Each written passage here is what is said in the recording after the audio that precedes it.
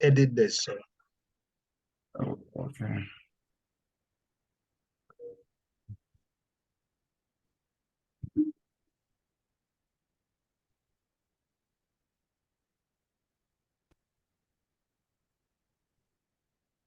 If you can do this like 3 times, that would be good.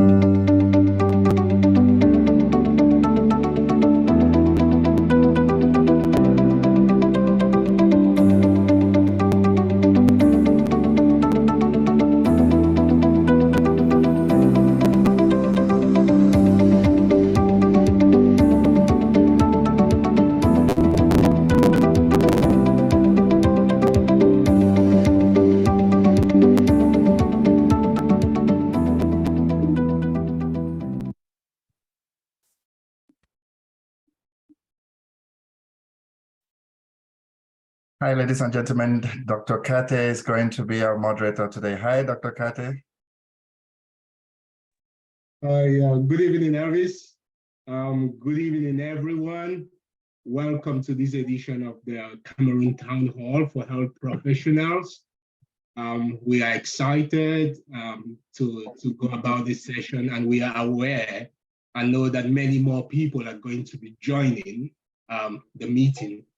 I can see names of people I know from all over the world, from the US, from the big body of Europe, from Africa, of course, from Cameroon.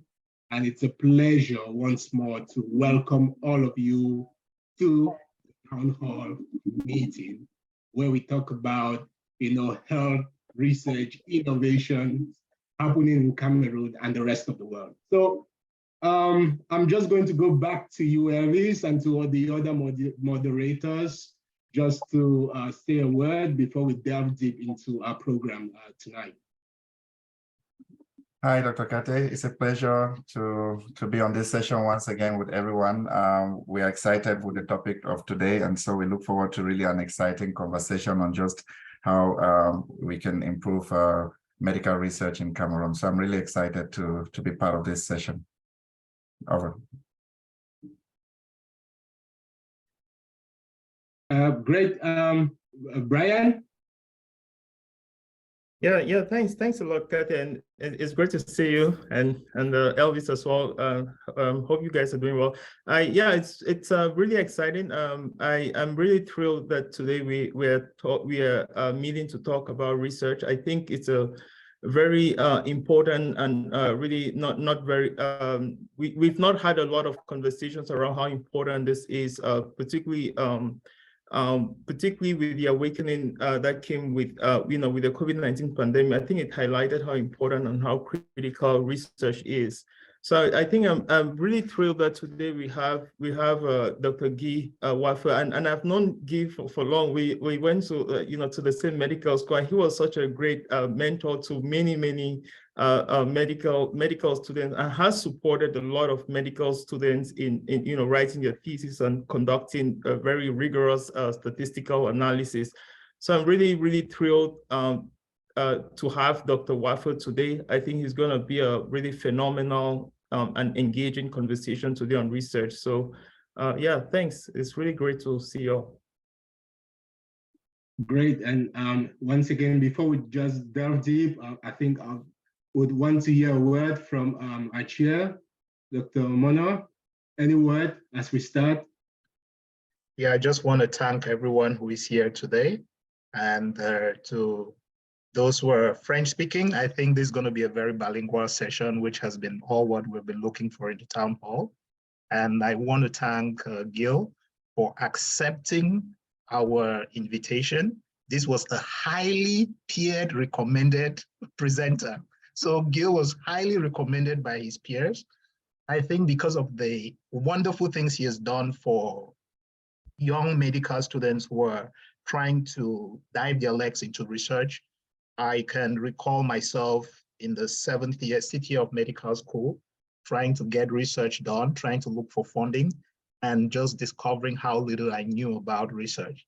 And I can imagine how your help has been very instrumental in actually guiding young researchers, those in the faculty and those who are studying other fields in biomedical sciences. And would like to know exactly how you've done this, what you've done. I know we're not here for you to teach us research. I think you can teach us research for a whole year, but we're here to really understand how you got into this field and how you have made this easy for younger ones and what the way forward may look like. And at the end of the day, I would really love us to have a discussion and be it in, and I think the platform, I just want to express the platform is very bilingual. So you are free to express yourself in English or in French and the language you prefer. So I want to thank you, Dr. Kathy, and the other moderators for your time that you usually devote to this whole process. And thank you, everyone. Welcome. Thank you very much, Mr. Chair. And so we are going to get into the crust of the matter very soon. But before we do, I'm going to introduce the speaker for tonight. And you all know how excited I am when we talk about research, because of course, research is the way forward for us to build our communities, to build health in Cameroon and the rest of Africa. And so, Dr. Guy Sadeu will be talking to us about research, but specifically about enhancing the quality of medical research in Cameroon, challenges and opportunities. I've known a bit, the kind of work Guy is doing with medical students back in Cameroon. I've seen some of his work, very meticulous. So Dr. Guy Wafeu is a medical doctor with a strong interest in medical research and biostatistics. He's a graduate of the Faculty of Medicine and Biomedical Sciences of the University of Yaoundé 1, which is also my alma mater and for most of us here. And he graduated in 2015. He also holds a Master of Public Health from the Faculty of Medicine and Biomedical Sciences, and is currently a PhD candidate with the University of Montpellier in France. So after graduating, he did online courses on medical statistics, really self-paced courses, and also on research ethics in health, computer-based clinical training, and has gained a lot of experience helping medical students and supervising and co-supervising medical students in the writing of their research projects. And he's one of the coordinators of the Cochrane Cameroon activities, very highly engaged in the production of evidence-based research that will inform advocacy and how policymakers carry out discussions and decisions. His key research areas are in neglected tropical diseases, which we know constitute still one of the highest burden of diseases in African countries and in Cameroon, but also cardiovascular diseases and neurological diseases. He is an author of a book called Practical Guide to the Fundamentals of Quantitative Health Research, which practically will guide the reader on research projects, how to choose a project, how to choose a supervisor, and many other practical topics. and he's also author and co-author of about 25 different peer-reviewed scientific articles published in scholarly journals. So we have a well-seasoned presenter today, and I pray, and my wish is that we'll be attentive to hear what he's going to present to us tonight, and also see how we can contribute to building research in Cameroon, in Africa, and the rest of the world. So over to you, Guy. I'm so excited to hear what you have to present to us tonight. Thank you very much. Okay, thank you so much, Dr. Kate. Thank you for the chair of Cameroon Town Hall, and thank you to everyone for joining this session. I'm also very excited to participate in the discussion, and I'm really amazed of the presentation. It's true we have been trying to do a bit to improve health research, and I really like this kind of discussion because even though I'm a medical doctor, I have left the hospital in order to be engaged in health research. And I really hope that this kind of session, this kind of discussion can really help to improve what we are doing as health research in our country. And I will just take some few minutes, I hope 30 or even less, to discuss about this topic, how to enhance quality of health research in Cameroon, what are the challenges and what are the opportunities that we have. And as the chair just said, to be bilingual, my slides are in English and I will present in French, but we can still discuss in English. If there are some topics which are not clear, I can still try in English, but I will try to say in French and we can translate if there is a need. So tonight, we will be discussing mostly on challenges and on few opportunities which are there. Et les différents points qu'on va aborder globalement, qui sont juste comme des éléments que je jette comme ça pour davantage orienter la discussion. Et comme le docteur Ken l'a dit tout à l'heure, le but n'est pas d'enseigner la recherche. C'est sûr que chacun d'entre nous a beaucoup d'expérience, mais c'est surtout de partager la petite expérience que j'ai pu avoir en ces quelques années dans le domaine de la recherche faite au Cameroun. Donc, je vais juste rappeler le rôle central de la recherche, comme le docteur Kate l'a dit, et puis présenter globalement la situation actuelle de la recherche, quelques difficultés, surtout les principales, qui restent tenaces et qui représentent vraiment un frein. Et je vais présenter le petit point lumineux que nous essayons de créer autour de nous et terminer par quelques autres opportunités locales. Et je dois commencer par reconnaître que ce que je vais dire ne représente probablement pas toute la réalité, parce qu'il y a certainement beaucoup d'autres activités dont, de mon point, je ne suis pas au courant peut-être, mais je crois quand même que ça représente la majorité et ça peut servir de bonne base pour la discussion. Et comme nous le savons, je préfère quand même le rappeler, la recherche est comme le squelette sur lequel est fondée la pratique médicale.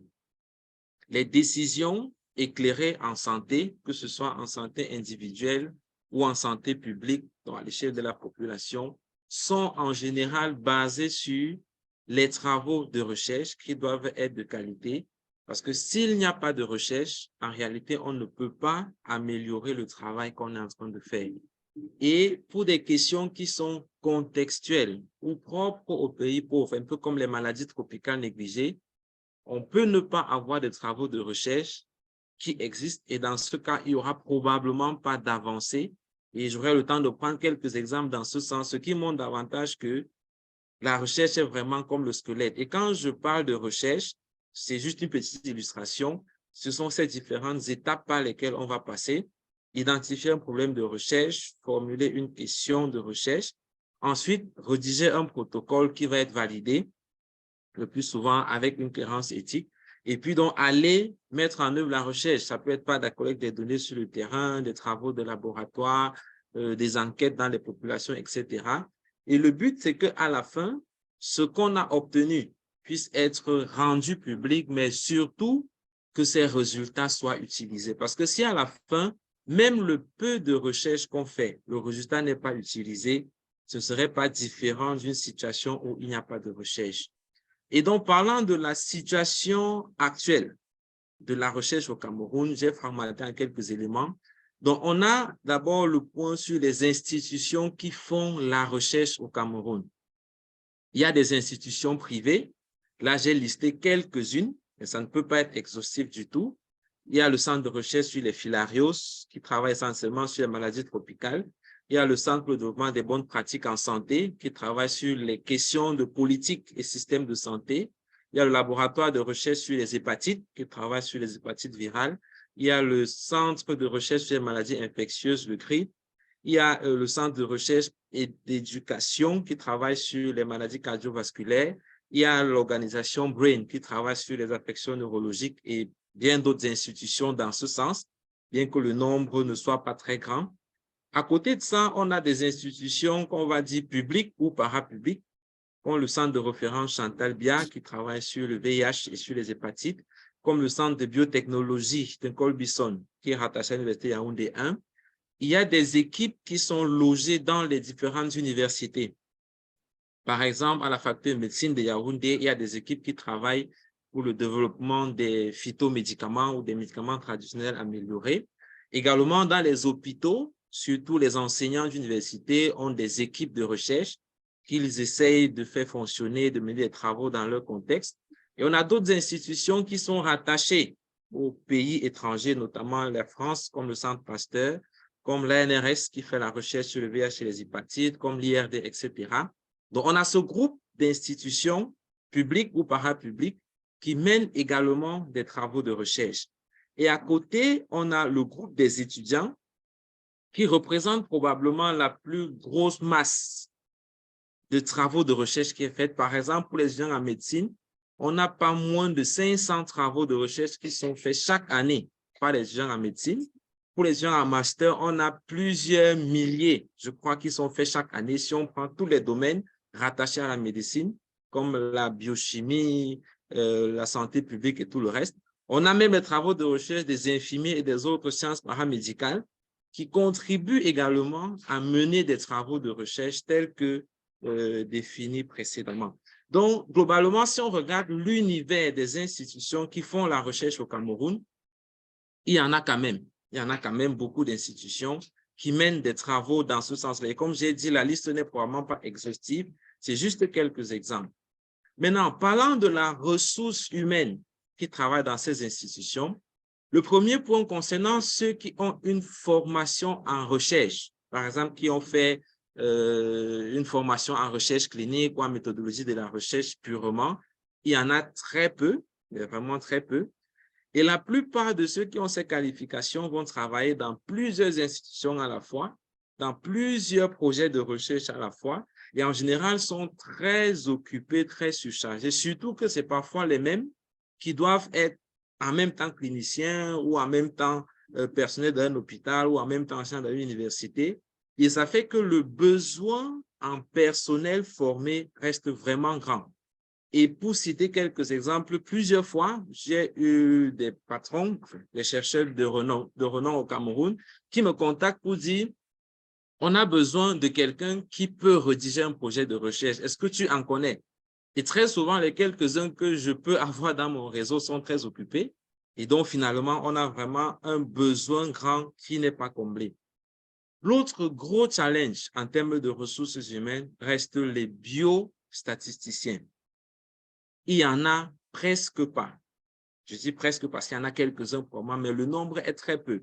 La plupart de ceux qu'on a, ce sont des statisticiens, donc des mathématiciens qui ont appris la mathématique à l'ICA ou à l'Université Yaoundé 1. Mais ceux qui ont appris purement la biostatistique, il y en a très peu. Et souvent, on va donc devoir faire face aux difficultés, telles qu'on a un projet de recherche qui porte sur des questions de santé, et on veut quelqu'un qui peut comprendre au moins ces notions de santé, et rarement on va en trouver. Et ça se voit même beaucoup dans les travaux des étudiants, où on a beaucoup d'étudiants qui vont errer, qui vont avoir des résultats, qui utilisent des méthodes statistiques qui ne sont pas souvent adaptées au domaine de la santé, et on a vraiment des besoins non comblés là-dessus. Également, en termes de ressources humaines, si on prend le volet des techniciens de laboratoire, ça c'est peut-être plus pour la recherche fondamentale ou la recherche qui implique les analyses des échantillons. On a quand même beaucoup de techniciens de labo. Personnellement, j'en connais beaucoup qui travaillent dans les projets de recherche, qui ont de bonnes compétences en matière d'analyse de laboratoire, prélèvement des échantillons et tout le reste, mais qui ont très peu de compétences en matière de recherche. Et je connais par exemple un collègue qui a presque 20 ans d'expérience en matière de travail de labo dans des projets de recherche, mais qui ne peut pas rédiger un projet de recherche, ne peut pas expliquer les types d'études, par exemple, et ça fait qu'on reste là encore dans un besoin énorme qui n'est pas comblé. Si on regarde même du côté des autres professionnels de la santé qui peuvent être impliqués dans la recherche en santé, donc ça c'est les médecins, les infirmiers, les autres qu'on peut avoir, il y en a beaucoup également, mais qui travaillent beaucoup plus en clinique et qui ont très peu de compétences, que ce soit dans le domaine de la recherche ou même dans l'utilisation des résultats de la recherche pour améliorer leur pratique.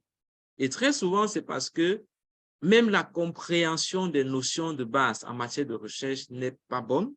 Et à la fin, l'utilisation des résultats qui sont présentés n'est pas correcte.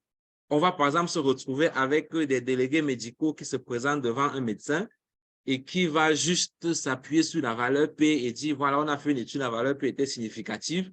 Le médecin n'aura probablement pas la possibilité de comprendre même les résultats de ces travaux. Et à la fin, on ne peut vraiment pas utiliser les résultats qui sont faits chez nous. Maintenant, si on regarde du côté de l'offre de formation qu'il y a, parce que pour qu'il y ait des personnes qui font la recherche, je dis souvent la recherche, c'est comme une spécialité, c'est comme la gynécologie, la pédiatrie. Personne ne naît avec ces connaissances. Il faut apprendre comment ça se fait, il faut pratiquer pour arriver à le faire soi-même. Donc, parlant de formation, à ce que je sache, au Cameroun, il n'y a pas d'institution qui forme en recherche clinique ou en méthodologie de la recherche. Il y a beaucoup d'institutions qui font des formations en santé publique. À Yaoundé, j'en connais au moins 4, il y en a probablement plus. Et c'est devenu pratiquement comme une mode à un moment donné. C'est-à-dire la plupart des jeunes médecins qui sortent, tu lui demandes, tu veux faire quoi? La plupart, c'est je veux faire master en santé publique, master en santé publique. Et beaucoup confondent la santé publique et la recherche. La plupart de ceux qui font santé publique se disent, je vais apprendre à faire la recherche, mais malheureusement, le contenu en termes de méthodologie de la recherche est faible. Il n'y a pas vraiment beaucoup de choses. Parfois, ceux-mêmes qui font le master en santé publique ou même parfois la spécialisation en épidémiologie ont besoin d'aide pour comprendre le type d'études qu'ils sont en train de faire, ce qui en soi n'est pas très intéressant. Et même les exercices d'initiation, que ce soit pour les thèses ou pour les masters, souvent, il n'y a pas une bonne préparation à la base pour permettre aux gens d'apprendre. Et à la fin, la plupart de ceux qui apprennent la recherche l'apprennent par expérience dans le temps auprès des aînés dans les institutions de recherche qui malheureusement parfois sont très occupés aussi parce qu'il n'y en a pas beaucoup qui ont ces capacités-là. En termes d'offres de formation pour la biostatistique, il n'y a pas d'institution qui forme en biostatistique purement. On a des statisticiens à lycée, à l'université Yaoundé 1. Il y a aussi la possibilité d'avoir des formations en ligne des universités étrangères. Mais le souci, c'est que le coût est parfois très élevé. Ça peut avoisiner les 2 millions de francs par an ou un peu plus, ce qui n'est pas à la portée de la plupart de ceux qui sont intéressés par la recherche. Et donc, finalement, ce qui reste disponible parfois, c'est des mocks en biostatistique ou en analyse des données qui ne sont peut-être pas le top du top, mais qui quand même permettent de combler un certain besoin. Bien qu'à côté de ça, il y a encore beaucoup de besoins qui restent non comblés. Et si on regarde en termes donc de production de ce qui est fait comme travaux de recherche au Cameroun, je crois que les recherches qui sont faites, des travaux mis en œuvre, il y en a plus de 1000 par an, peut-être plusieurs milliers qui sont faits. Si on accumule tout ce que les institutions de recherche font, tout ce que les étudiants font, tout ce que les équipes particulières font, on aura plusieurs milliers. Mais parmi ces recherches, il y en a une partie où on aura même un rapport final. Personnellement, je connais plusieurs projets de recherche où on a fait, où c'est fini, et le rapport n'a jamais été fait. Parfois, on a le rapport, mais les résultats ne sont pas rendus publics. C'est-à-dire que ce soit par une soutenance ou présenter à un congrès ou à une conférence, etc. Beaucoup restent dans les tiroirs, juste le bailleur a financé, on lui rend le rapport et puis c'est terminé là. Et on a encore très peu, c'est pour ça que là j'ai laissé un petit espace là, il y a très peu même où on va rédiger un article scientifique à partir de ces travaux de recherche là. Et finalement, le pourcentage qui est rendu public et qui peut donc être utilisé pour améliorer la pratique, je crois que c'est vraiment un infime pourcentage en termes de production qu'on a dans les travaux de recherche. Et ça, c'est quelques chiffres, bien sûr, qui ne sont pas issus de recherche, mais qui sont basés un peu sur mon appréciation à moi concernant les recherches faites par les étudiants. Je crois que ça représente au moins 80% de travaux de recherche qui sont faits. Si on regarde en termes d'effectifs, le nombre de travaux faits, mais je crois qu'il y a moins de 10% de ces travaux qui sont publiés. Si je prends l'exemple de ma promotion, j'ai fini à la fac en 2015. 8 ans plus tard, quand j'essaie de faire le tour même autour de moi, il y a moins de 10% d'entre nous qui ont rendu public leurs travaux par un article scientifique. Ce qui sous-entend que c'est une grosse masse d'énergie qui est déployée, un gros volume de données, mais qui va rester dans les bibliothèques et qui ne pourront malheureusement pas informer les décisions, informer la pratique et améliorer l'état de santé de nos populations au Cameroun. L'autre point concerne le financement. De ce que je sais et de ce que j'ai pu observer dans les différentes institutions de recherche où j'ai pu travailler, les fonds pour la recherche viennent presque exclusivement de l'extérieur. Il y a EDCTP qui finance beaucoup de projets, il y a la CDC, la NIH aux États-Unis, il y a l'Union européenne même qui finance, etc. Mais le gouvernement camerounais lui-même, de ce que je sais, il y a très peu de financements qui sont réellement déployés pour la recherche sur le terrain. Et la plupart de ce qui est souvent lancé, c'est juste des évaluations, des programmes qui sont déjà en cours, qui parfois ne respectent pas précisément une bonne méthodologie de la recherche et qui, à la fin, parfois donnent des résultats qui ne sont pas si pertinents que ça, malheureusement. Et on a quelques personnes, quelques cas où on a des financements privés. Et ça, c'est un gros problème aussi, surtout pour les étudiants. Actuellement, par exemple, pour donner un exemple, il y a une étudiante de l'Université de Bamenda qui veut faire un travail de recherche sur le syndrome métabolique chez les femmes dans la région du Nord-Ouest et qui doit financer de son argent pour faire le profil lipidique, pour faire la glycémie ou l'hémoglobine glycée et tout ce qui va avec. Et malheureusement, ne peut pas avoir assez d'argent pour ça. Et après, ça a forcément un impact sur les résultats qu'on a et tout le reste. Donc, le financement également reste un gros souci, un gros challenge qu'il faut résoudre. Et parlant des questions d'éthique aussi, ça, c'est également un gros défi qu'on a actuellement au Cameroun. Déjà, sur le volet institutionnel, pour avoir la cohérence éthique, le Comité national d'éthique, je crois que la plupart des chercheurs avec qui j'ai eu l'occasion de discuter sont d'accord pour dire que c'est un sérieux problème. Un sérieux problème parce que parfois, les protocoles qu'on va déposer, ça peut faire plusieurs mois, voire plusieurs années avant d'avoir une réponse. Et pendant ce temps, on ne peut pas avancer, on ne peut pas travailler sur le terrain.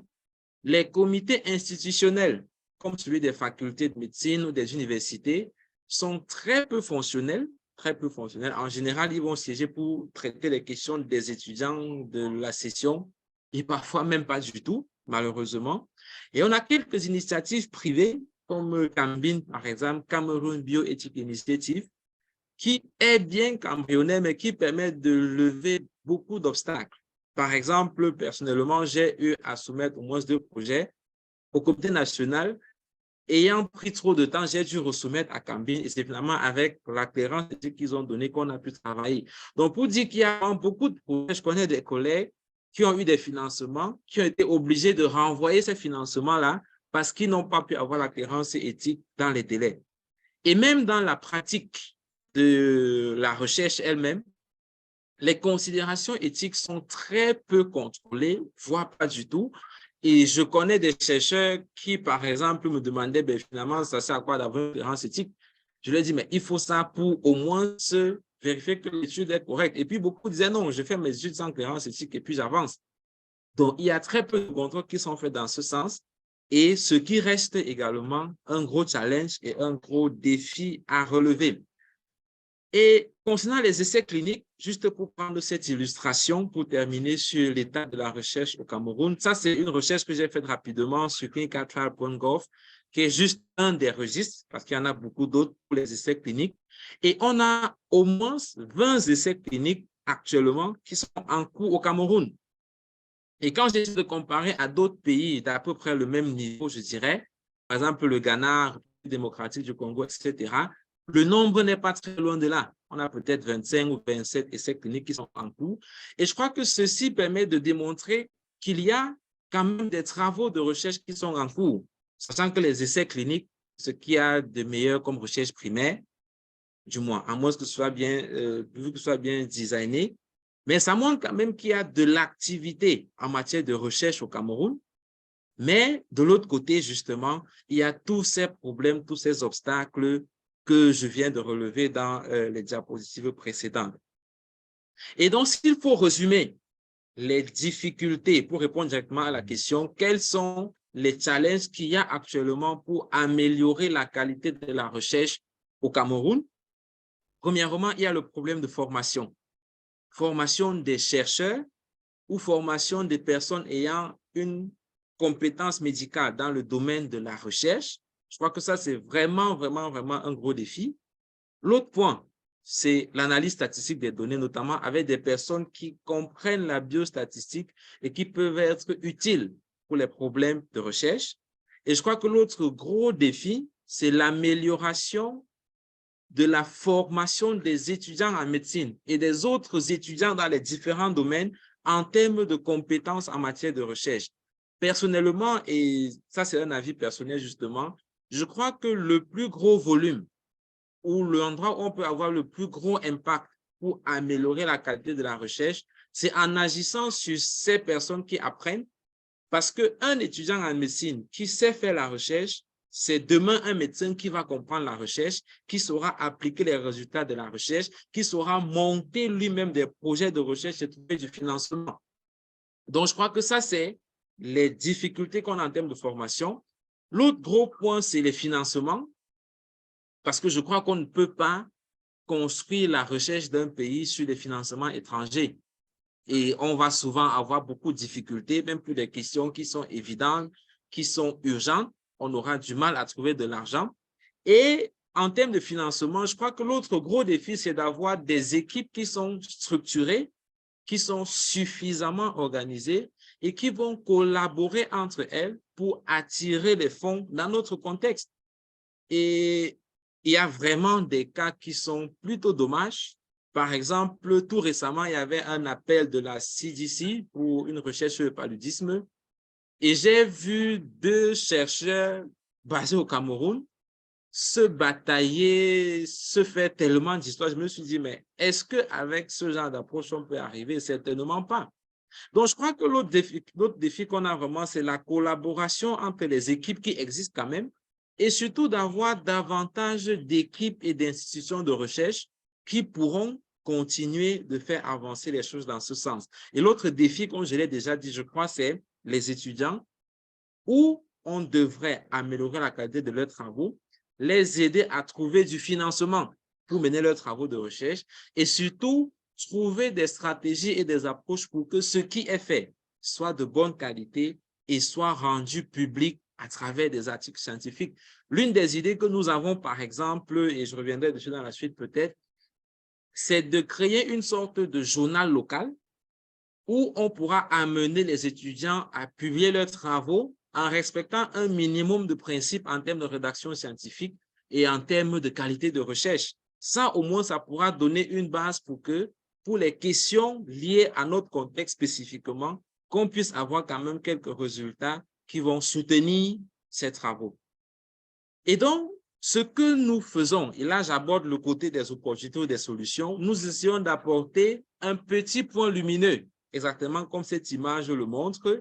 Et ce petit point lumineux, nous avons appelé Building Medical Research in Africa. L'idée pour nous n'étant pas de se limiter au Cameroun seulement, parce que certainement, beaucoup d'autres pays africains rencontrent cette même difficulté. Alors, d'où est partie cette histoire? C'est en 2015, quand j'ai soutenu ma thèse de médecine à la faculté de médecine, qu'on peut voir quelques images là. Premièrement, je n'avais pas de formation en méthodologie de la recherche. Les quelques cours qu'on avait fait étaient un peu disparates. Je n'avais pratiquement aucune notion en biostatistique. La rédaction scientifique que je faisais était très approximative et c'était vraiment une expérience douloureuse et pénible. Et je crois que la plupart d'entre nous qui ont fait la médecine peuvent le témoigner également.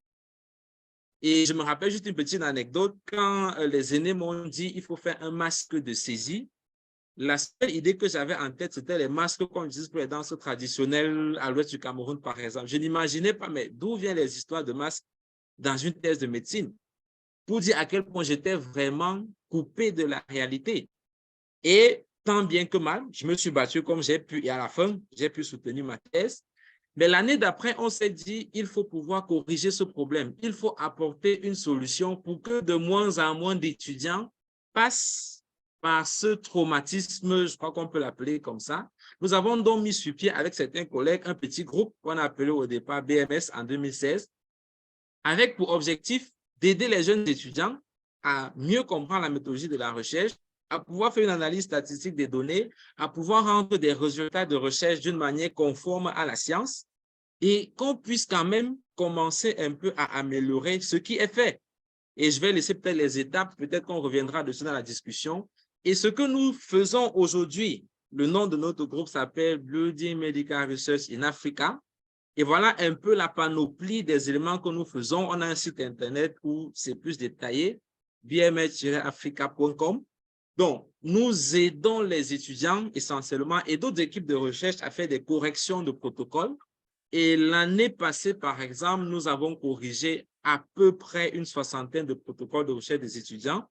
Nous faisons des masques de saisie, nous analysons les données. Ayant ce background médical, ça nous permet justement d'apporter une analyse statistique qui peut répondre plus précisément aux besoins qu'on a actuellement.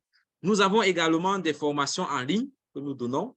Nous avons des cours sur le plan d'analyse statistique et plein d'autres choses que nous faisons dans le sens d'améliorer la qualité des ressources humaines que nous avons.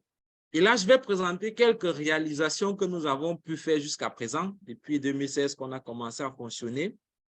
La première, c'est ce document, justement, Guide pratique d'initiation à la recherche quantitative en santé. C'est un document de 360 pages en 12 chapitres qui revient en fait sur les différents éléments de la recherche en allant du choix du sujet jusqu'au document final. Et l'objectif a vraiment été d'être pratique. C'est pour ça qu'à chaque session, à chaque chapitre, chaque point, on a des exemples pratiques tirés des travaux de recherche des gens avec qui on a eu à travailler et qui permet justement d'amener l'étudiant à être en contact avec la réalité, avec ce qu'il va effectivement rencontrer sur le terrain. Également, nous avons une page YouTube avec près de 40 vidéos actuellement sur des différentes questions de recherche. Il y a des vidéos sur comment faire la recherche documentaire, comment mettre des références, comment choisir un sujet de recherche, comment former une question de recherche, etc. Et c'est accès libre justement pour amener les étudiants ou d'autres personnes qui apprennent à pouvoir mieux travailler. Nous organisons également des séminaires comme celui-ci qu'on avait organisé par exemple sur l'initiation à la recherche. Et là, en général, c'est ouvert à tout le monde, infirmiers, paramédicaux, santé publique et tout le reste. Et souvent, ça permet donc de distiller quelques connaissances dans le but d'améliorer la qualité de la recherche. Également, nous avons une plateforme de formation en ligne avec des cours préenregistrés pour les masques de saisie et pour l'analyse des données avec le logiciel SPSS. Et chaque année, nous avons une cohorte de personnes, en général une dizaine, voire une vingtaine, à qui nous apprenons donc à faire l'analyse des données et très souvent avec une attestation qu'on remet à la fin pour leur permettre donc de pouvoir être compétents là où ils pourront s'insérer, là où ils pourront travailler. Et justement, il y a beaucoup, peut-être même qui sont connectés actuellement, qui ont pu bénéficier de ces formations et qui ont pu, je le crois, améliorer la qualité des travaux de recherche qu'ils ont faits. Également, on a une plateforme de suivi des chercheurs, c'est-à-dire ceux qui ont un projet de recherche qui voudraient être accompagnés. Ils peuvent s'enregistrer sur la plateforme et nous travaillons avec eux pour améliorer ce qu'ils ont fait. Ceux qui veulent apprendre à rédiger un article, nous travaillons avec eux pour que leurs articles puissent être publiés pour les travaux qu'ils ont faits. Également, nous avons une équipe d'à peu près une quinzaine de médecins mais qui ont appris la statistique. Pratiquement tous sont des gens avec qui on a eu à travailler lorsqu'ils faisaient leurs tests et qui aujourd'hui contribuent justement à former d'autres personnes, qui contribuent justement à rendre plus disponible la recherche de qualité. Et même à l'extérieur du pays, on a des collègues qui ont appris avec nous, qui sont arrivés en Côte d'Ivoire, au Sénégal par exemple, et qui pouvaient vraiment être utiles par l'analyse des données, par le montage des projets de recherche, etc. Et peut-être pour finir, on a quelques activités que nous sommes en train de mettre sur pied. Il y a par exemple le compte du café scientifique, où chaque semaine ou toutes les 2 semaines, on a une réunion Zoom pour discuter des questions de recherche, des aspects de méthodologie de la recherche. On a des opportunités de carrière parce que notre vision, c'est qu'à terme, on puisse permettre à ceux qui sont intéressés par la recherche de pouvoir l'apprendre davantage et de pouvoir se rendre utile dans les différentes institutions de recherche qu'il y a. Et un élément que nous comptons mettre sur pied cette année, par exemple, c'est ce que nous avons appelé BMA Thesis Award, où le but est de récompenser les meilleurs travaux de recherche des étudiants sur des critères qui, à notre avis, sera un peu plus objectif que ce qui est souvent fait à la faculté et qui permettra ainsi de promouvoir davantage la recherche de qualité dans notre contexte. Et en termes de perspective, ce que nous avons comme vision à long terme, c'est premièrement d'avoir un centre régional où on peut vraiment apprendre la recherche localement, apprendre la statistique, apprendre des questions d'éthique. Deuxièmement, c'est avoir une équipe de recherche suffisamment équipée, suffisamment forte, mais qui sera essentiellement le terrain d'application de ce qui est appris. Parce que l'une des difficultés, l'un des gros soucis que j'ai personnellement observé, c'est qu'il y a beaucoup d'enseignants d'université qui savent faire la recherche, mais qui n'ont pas un canal pour le transmettre à d'autres personnes et qui vont se retrouver à court de personnel pour leur projet de recherche. Et ça, c'est quelque chose que nous avons l'intention de pouvoir régler. L'autre but, c'est de trouver des moyens pour lever des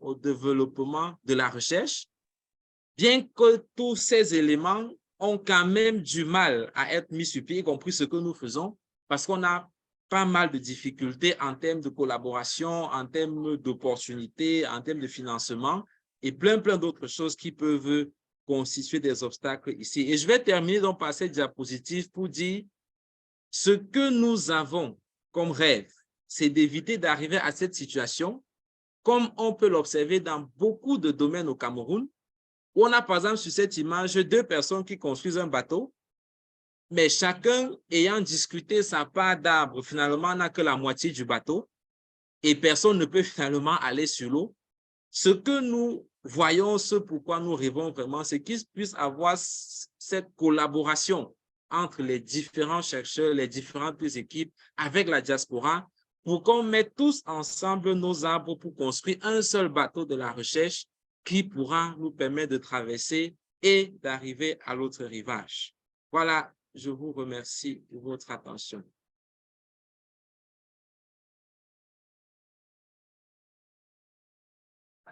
Voilà, docteur Kate, over to you. Merci beaucoup. J'en ai terminé.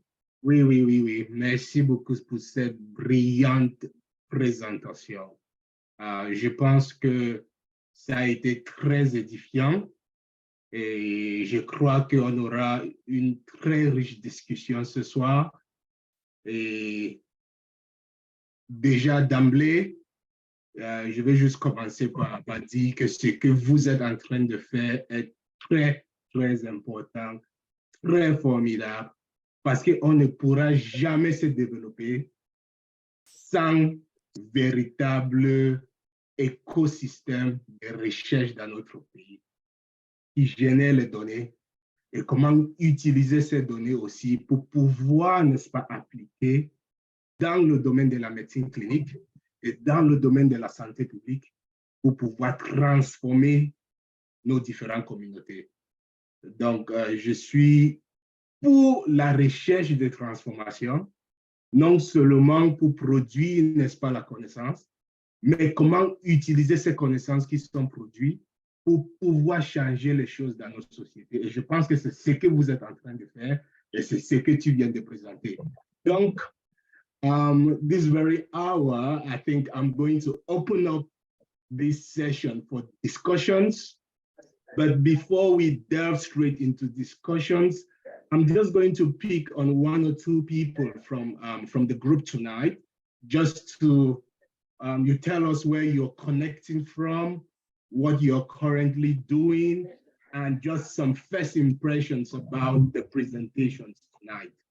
So I'm going to start with a name I see called Charles Array. I don't know if you can hear us. You can hear me, Charles Array. If you can unmute yourself, just tell us who you are, where you're joining in from, what you do, and how was the presentation. Good afternoon, all. I am Charles Array, MD, MPH, International PAHO consultant, presently in St. Lucia. Wow, yeah. Thank you. Thank you very much. Any first impressions about the presentation? Well, I think it's, if you see I sent a comment. Okay. I was exclaiming, what a great presentation. All right, thank you very much. Very eloquent and clear, straight to the point. Yes, thank you very much, Dr. Array. I'm going to pick on Claudiane Wafeu. Je ne sais pas si tu m'entends, si tu es capable de se démuter et... Ah, bonsoir, bonsoir, bonjour. Je sais pas trop. Je sais pas si on m'entend. Oui, bien sûr. Oui, désolée, j'ai suivi la présentation, mais j'étais un peu en retard. J'étais peut-être 15 minutes en retard. Mais je trouve ça très édifiant parce que je suis intéressée dans la recherche. C'est ma première fois déjà parce que je suis docteur Mouno en LinkedIn, mais j'ai jamais eu l'occasion vraiment d'assister à ça. Et puis du coup, aujourd'hui, je me suis dit, pourquoi pas? Je voudrais bien me lancer dans la recherche. Et c'est quelque chose que j'aimerais bien faire part aussi. Et je remercie Dr. Wafeu, c'était vraiment, c'est impeccable. Et je ne sais pas en quoi je peux être utile, comment on peut connecter pour davantage. Claudiane, qu'est-ce que tu fais? Et, Oh, désolée, j'ai oublié. En fait, je suis dans le procès de médecine aux États-Unis. Donc, j'ai fréquenté ailleurs et ici, je suis en train de chercher à rentrer en secondaire. Oui. Donc, Merci beaucoup, Claudiane. I'm going to pick also on Dr. Akwi. I don't know if you can hear me, if you can unmute.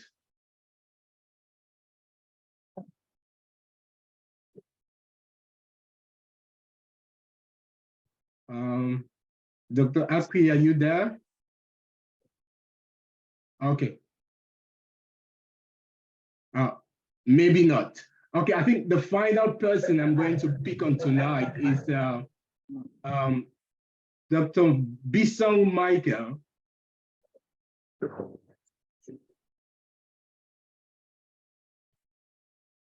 Okay, thank you, Dr. Kazi, for picking me out. So I'm Michael Bissong.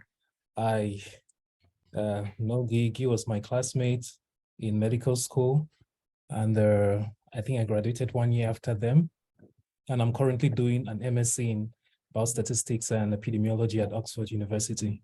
And his talk was really very pertinent, and I can identify with all the challenges he's mentioned because prior to coming here, I also worked in research back in Cameroon, and all the challenges are real. And I think such a forum to discuss the different things how we can, identify the challenges on the ground and bring forth strategies to mitigate them and move forward will really be helpful for us as young emerging researchers from Cameroon and those in the diaspora.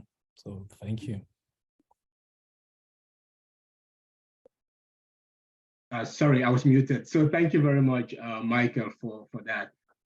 So I think I'm going to open up this session at this time. I might pick on one or two other people as we go on.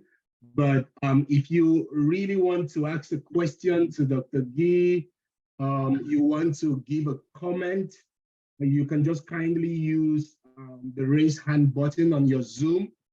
And I'm going to be able to see that and call on you. You can also place a question or a comment in the chat section of the Zoom, and we shall be able to read those as well. So this is open.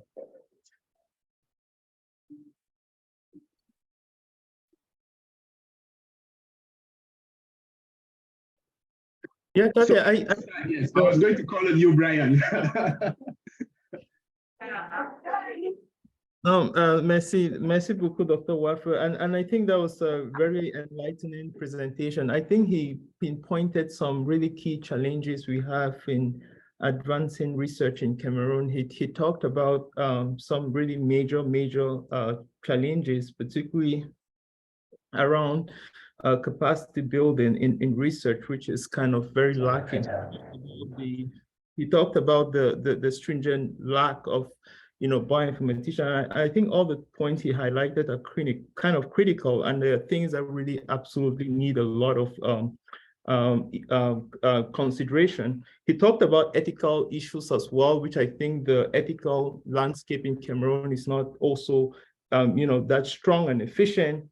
The issues of funding and that, I think those are really major issues that I think we need to address. I was really struck by the slide where he presented most of the funding we get in Cameroon, external source, and I think it's very problematic that, the government in particular, we are not taking ownership of research and not really helping to finance our own research back home. So I had a question, Dr. Wafeu, and I'm just wondering what your thoughts are on how can we, what are some major steps and ways in which we can help to get the government or our own public institutions more involved in research? What are some really critical next steps that can really help us take ownership of this problem and really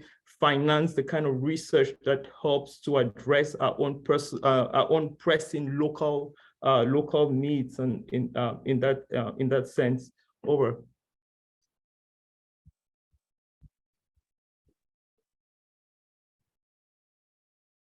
Okay, I don't know if I should answer directly, or let me just give a comment, because I'm sure I'm not the only one who can give an answer.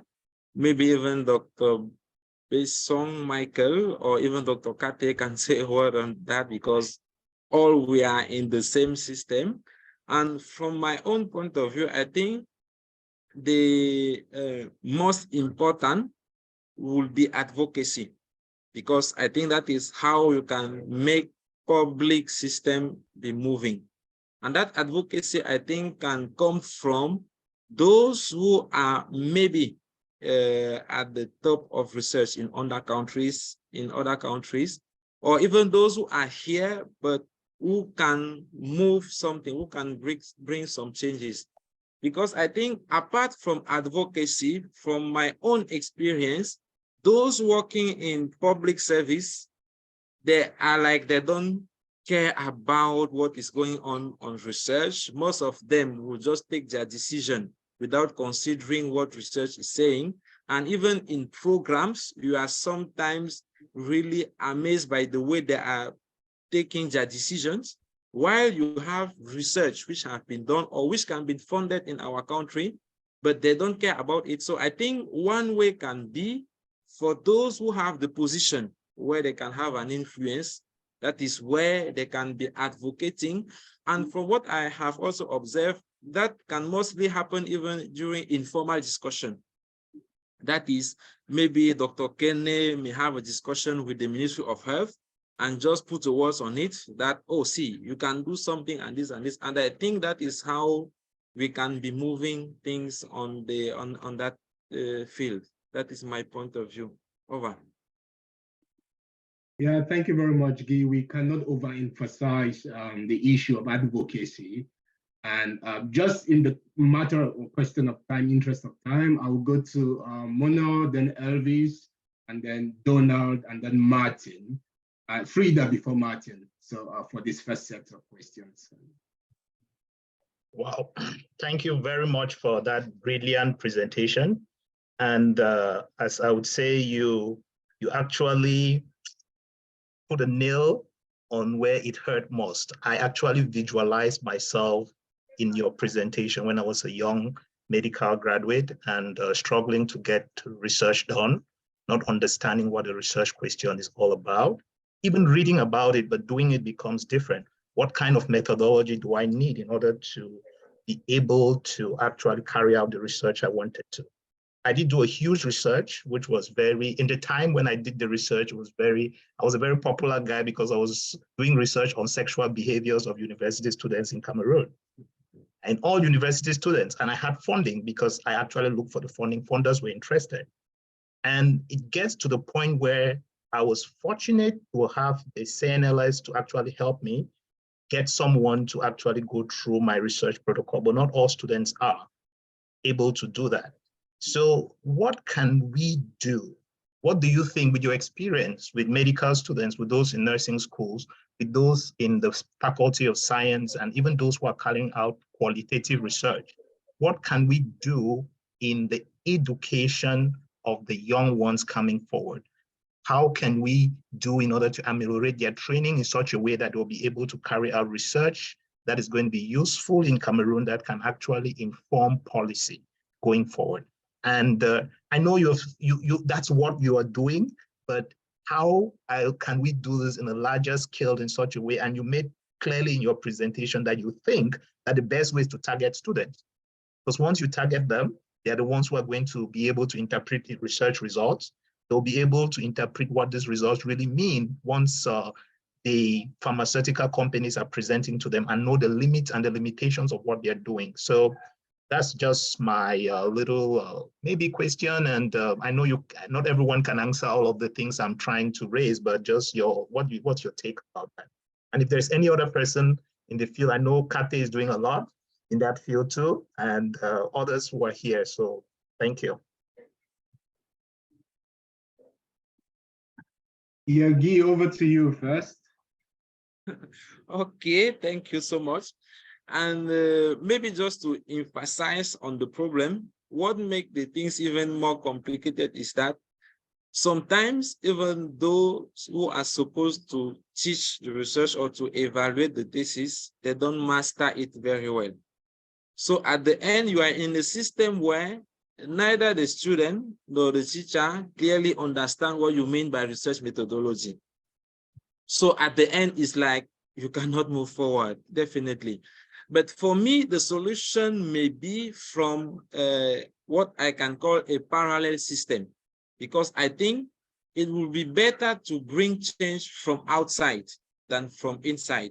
And that parallel system can be based on online training, because today I think it is something which really break many barriers to have online training. That is what we are trying to put in place now. For example, we are planning to start a training on statistical analysis for students in R in next days. That will be online, to give the opportunity to all those who want to learn to be able from their phone, from their computer to learn it. And I think one of the supports that can be put there is to help to have some platforms where those training can be put on free of charge, I think. And there are many students who want to learn how to do it, but there is no way to do it. I just take the example of biostatistics. If you want to do a master's in biostatistics, actually in Cameroon, you must have several millions of CFA francs to be able to do it. Even if you have the willingness of doing it, you may not be able. While if we have like an online platform, which can even be specific to Cameroon, for the health domain, where we can prepare trainings, we can have like certification and things like that. I think from there, the training can be more available to students. And from what I observe is that sometimes even the students can bring the change. That is, I have been working like with a group of like 5 to 10 students in a specific specialty, like in ophthalmology, for example. And when they go back with their results, the first will say to the teacher, okay, this is what the mean means. This is what's the median. That is when we can use the mean or the median. The teacher will first say, no, you are not right. The next one come and say the same thing. The third one, the fourth. And finally, the teacher will say, okay, maybe you are right. And that is how you can bring the change in those domains. So for me, that is a way we can use in order to bring change in that way. Over, thank you. Yeah, thank you very much. Thank you so much, Guy. That's very pertinent. We may not be able to be, very exhaustive in dealing with all the complexities and talking about all the solutions that are needed, but at least an initiation towards the right step is important. And I believe that is what you and other groups that you've mentioned are trying to do. Yes, I'll take also a question from Elvis at this point. Yes, thank you, Dr. Kate and Dr. Guy. Thanks so much for such an excellent presentation. Hey, Dr. Kate, if I speak so much, please stop me because I'm very passionate about this topic since I'm a clinical trial professional. So this really excites me a lot. I'll start by talking about the aspect of training. Guy, one of the things about the training aspect, I really appreciate you pointed out the fact that there could be online resources. It might be good to look at similar initiatives that are taking place across the continent. I saw an online platform where there are lots of very interesting, well-adapted training for Africans who want to train to become clinical research associates, who want to become just to have basic background on clinical research and to also have some training on bioethics. Those are available online. If you want to, I'll check that and maybe share with the rest of the group in our subsequent edition. So you can also just tap to see similar initiatives that are taking place across the continent. But Guy, one of the things I also see is what is it that can trigger someone to gain or to want to start a career in clinical research? If you want to be a clinical research associate, for example, or you want to transition from just being a research or from just being a nurse to becoming a research nurse, what is the guarantee that after the first project at Biotechnology Center or at Shantabia International Reference Center, after the first 2 years grant, you are going to continue with your career and have another employment? So there is the aspect that has to be really that what triggers people to gain interest in certain career is just how stable they can enjoy the profession being in that career. And that's just to tell us that the more we build clinical research capacity, the more grants we attract in the country, the more people will be excited to develop or transition their career into clinical research. So that's very important. And I really applaud the work you are doing to also build this interest first among students that are leaving school. We can always talk about how to also just see how, we can use a kind of mentor system where other people who are already great professionals might want to mentor students back in the faculty who are doing some research. Like presently, Guy, I'll tell you, I'm looking for any student who is interested in doing a research on just medication errors in Cameroon. And personally, with my foundation, we are ready to fund such a student. So if you have anybody interested, we can talk after this. Now let's talk about regulation, about the regulatory pathways. I've had the opportunity, I've served as a bioethicist in Cameroon on IRB at the Biotechnology Center, and I know what a challenge it is to get ethical clearance in Cameroon at the time when we're struggling with different IRBs before there was a restructuring of the ethics landscape in Cameroon. But the good news is that a lot of initiatives are coming up. Currently, there is a grant from the Bill and Melinda Gates Foundation that is being implemented in Cameroon, and which I happen to be part of that. And one of the objectives is to see how we can streamline the regulatory pathways, going to work with the ethics committee and the national regulatory committees to digitalize the process, first of all, so that people can submit their protocol from online portal wherever they are. I know what is going on now is paper-based. Before you submit your protocol, you have to print large volumes and go submit somewhere. So I think after that grant, we might hope to get some change at that level. Talking about funding, it's a pity to see that we depend mostly on external funding. And when external funding comes, most often the priorities of the funders might not be the local priorities. So it's very important that we really try to see how we can trigger some conversations and even use our politicians to see how they can really push forward to increase budget for research, for clinical research in Cameroon. But let's go back to even the external funding. Guy, you agree with me that some of our university act as repellent to grant in Cameroon. We have seen a lot of principal investigators who have really faced a lot of challenges just bringing their grant into the university and having to go through a lot of fight with the rectors, who sometimes often see research grants as some free money that is coming to the researcher.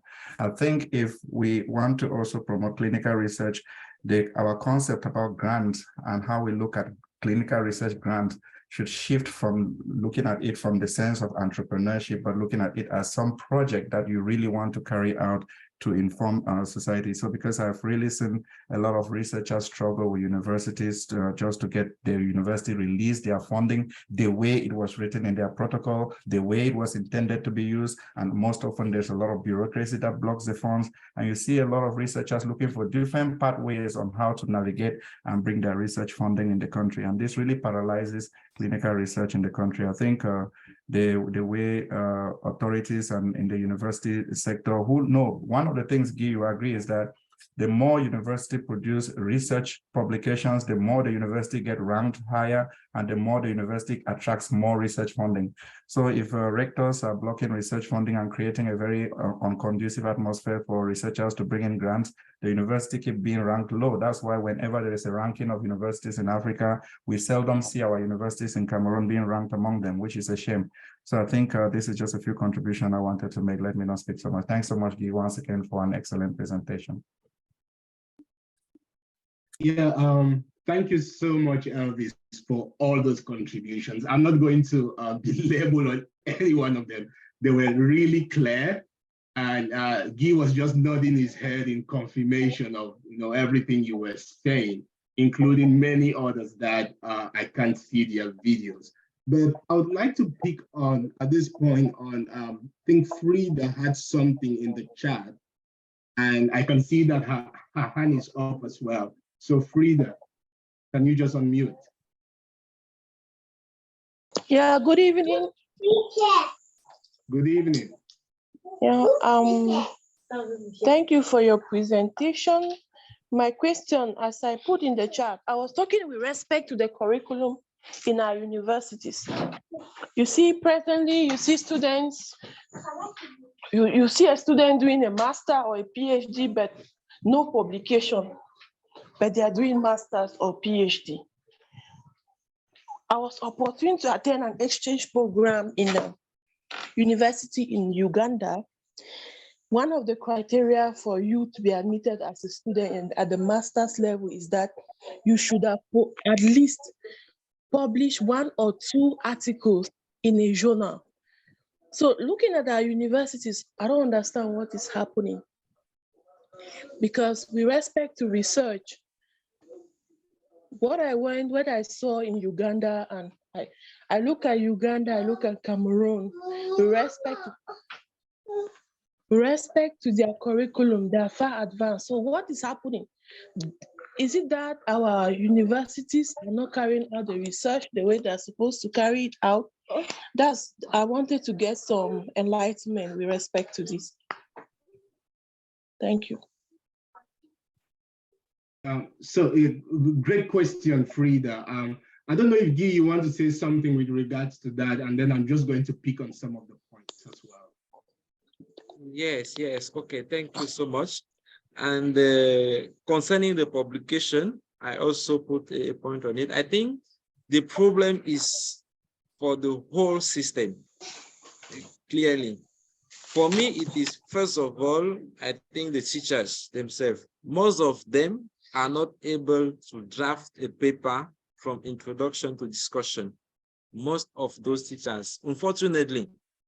And if you cannot do something, you cannot guide the other to do the same thing. Secondly, I think the other problem is the quality of the research, that is what is actually done. There are some MG theses that when I look at it, I just have tears in my eyes. I cannot imagine, you see something which is done and the person has defended, and the person is a medical doctor, but the quality is not there. And there are some studies where you cannot publish just because the quality is not something that is publishable, if I can say it that way. And the other problem, I think, is the image people have about publication. I can remember some few months ago, there was one of my classmates, which is now a resident, who was asking, can I publish a paper without the name of a professor among the authors? So there are many people thinking that if you have to publish, there must be the name of a professor among the authors. So there are like a myth around the publication, which makes that most of the students, even when they finish, if you tell them you can publish it, they cannot see people around them who have published the thing. They are hearing about it like something which is just hypothetical. And that is, I think the problem is at all those different levels. And for me, one of the solutions is like what we are trying to do. For example, we are planning at the end of this year to do a scientific writing workshop with the aim that at least 80% of our participants must publish their paper after the workshop. And we will try to guide them to write, to submit, to follow until the level of the publication. So I think those are some challenges, some difficulties that they have. And unfortunately, that is how things are happening. Thank you. Guy, je ne sais pas ce que tu reconnais la gravité de ce que tu viens de dire. Donc, tu es en train de dire que la plupart de nos enseignants, nos professeurs, ne peuvent pas écrire un protocole ou même un papier de recherche de l'introduction jusqu'à la conclusion. C'est ce que tu viens de dire. Et c'est quelque chose de très grave, mais aussi très vrai. Donc, sans entrer dans beaucoup de détails, I don't know, I'm just going to pick on a side question. I don't know if Dr. Joshua is still connected.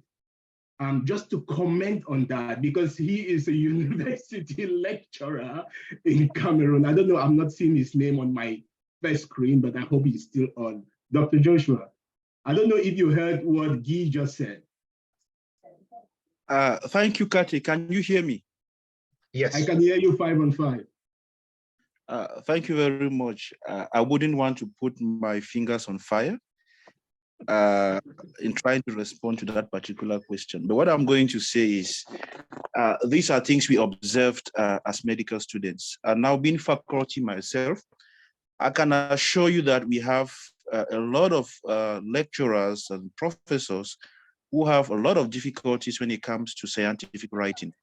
Now, make no mistake, there are publications and there are publications. If you are doing a write-up for a small, what I call small in quote, a local journal, of course, the requirements are not as stringent and the quality of the write-up will not be like a manuscript that you're preparing for a journal such as the New England Journal of Medicine or the Lancet.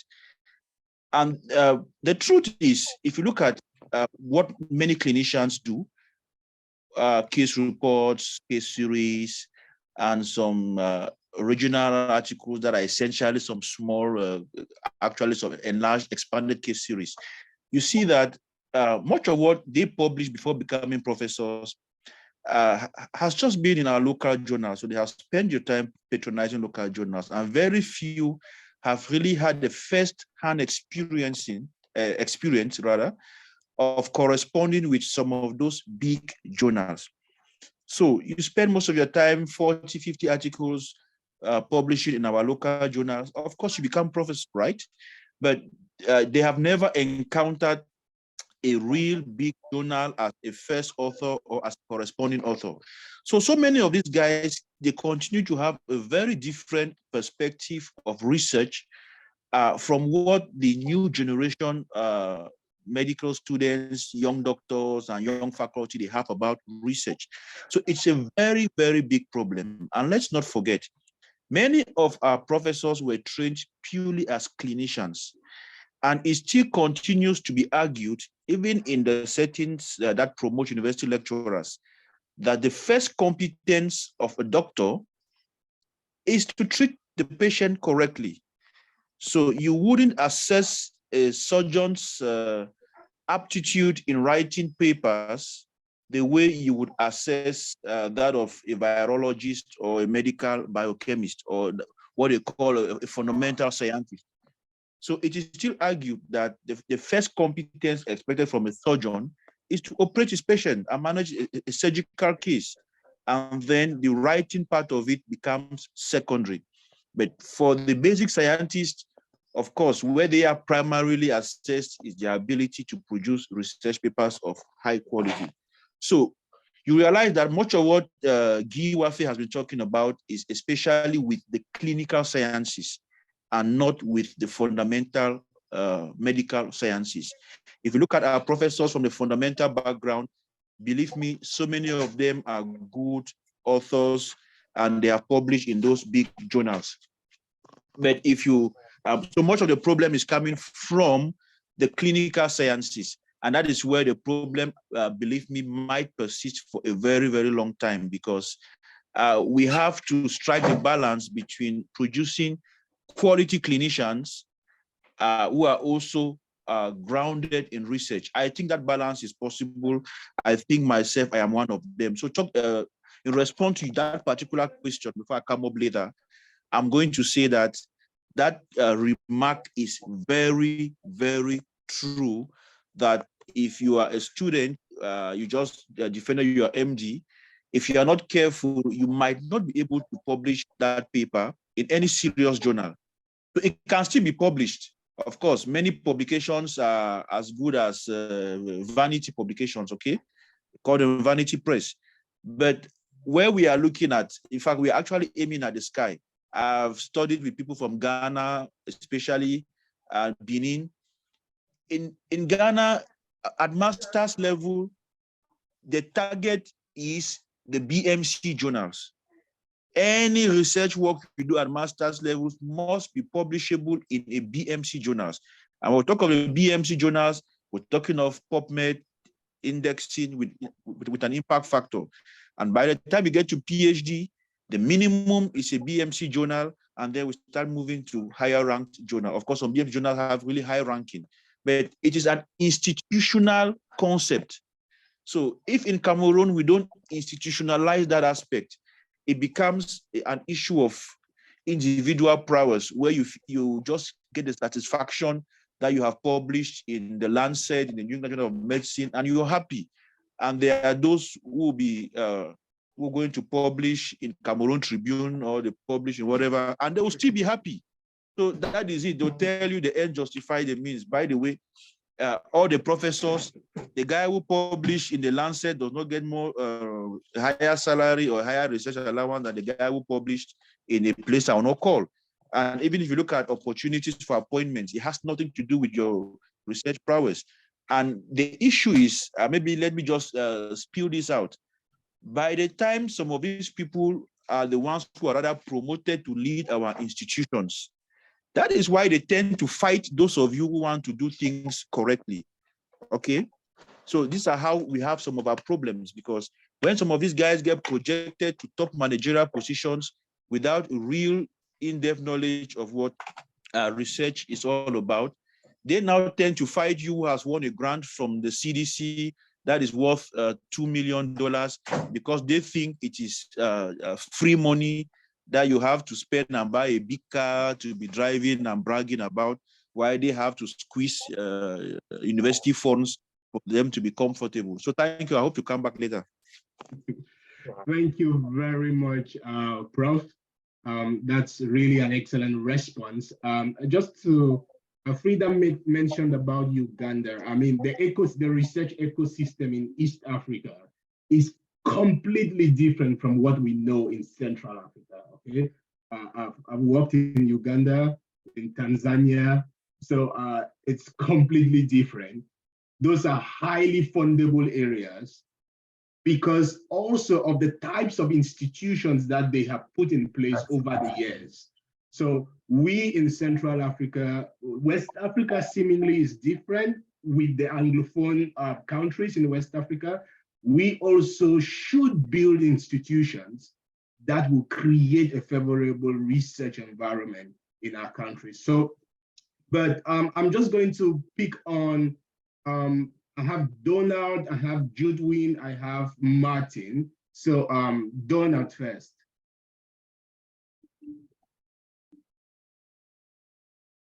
Hey, good morning or good evening, everyone. Thank you, Dr. Kathy, for giving me the opportunity to speak here. So my question has been asked already by Dr. Kene, but I just want to add a comment on what was done. Dr. Wafeu, I've known him since 7th year of medical school. That was in 2016.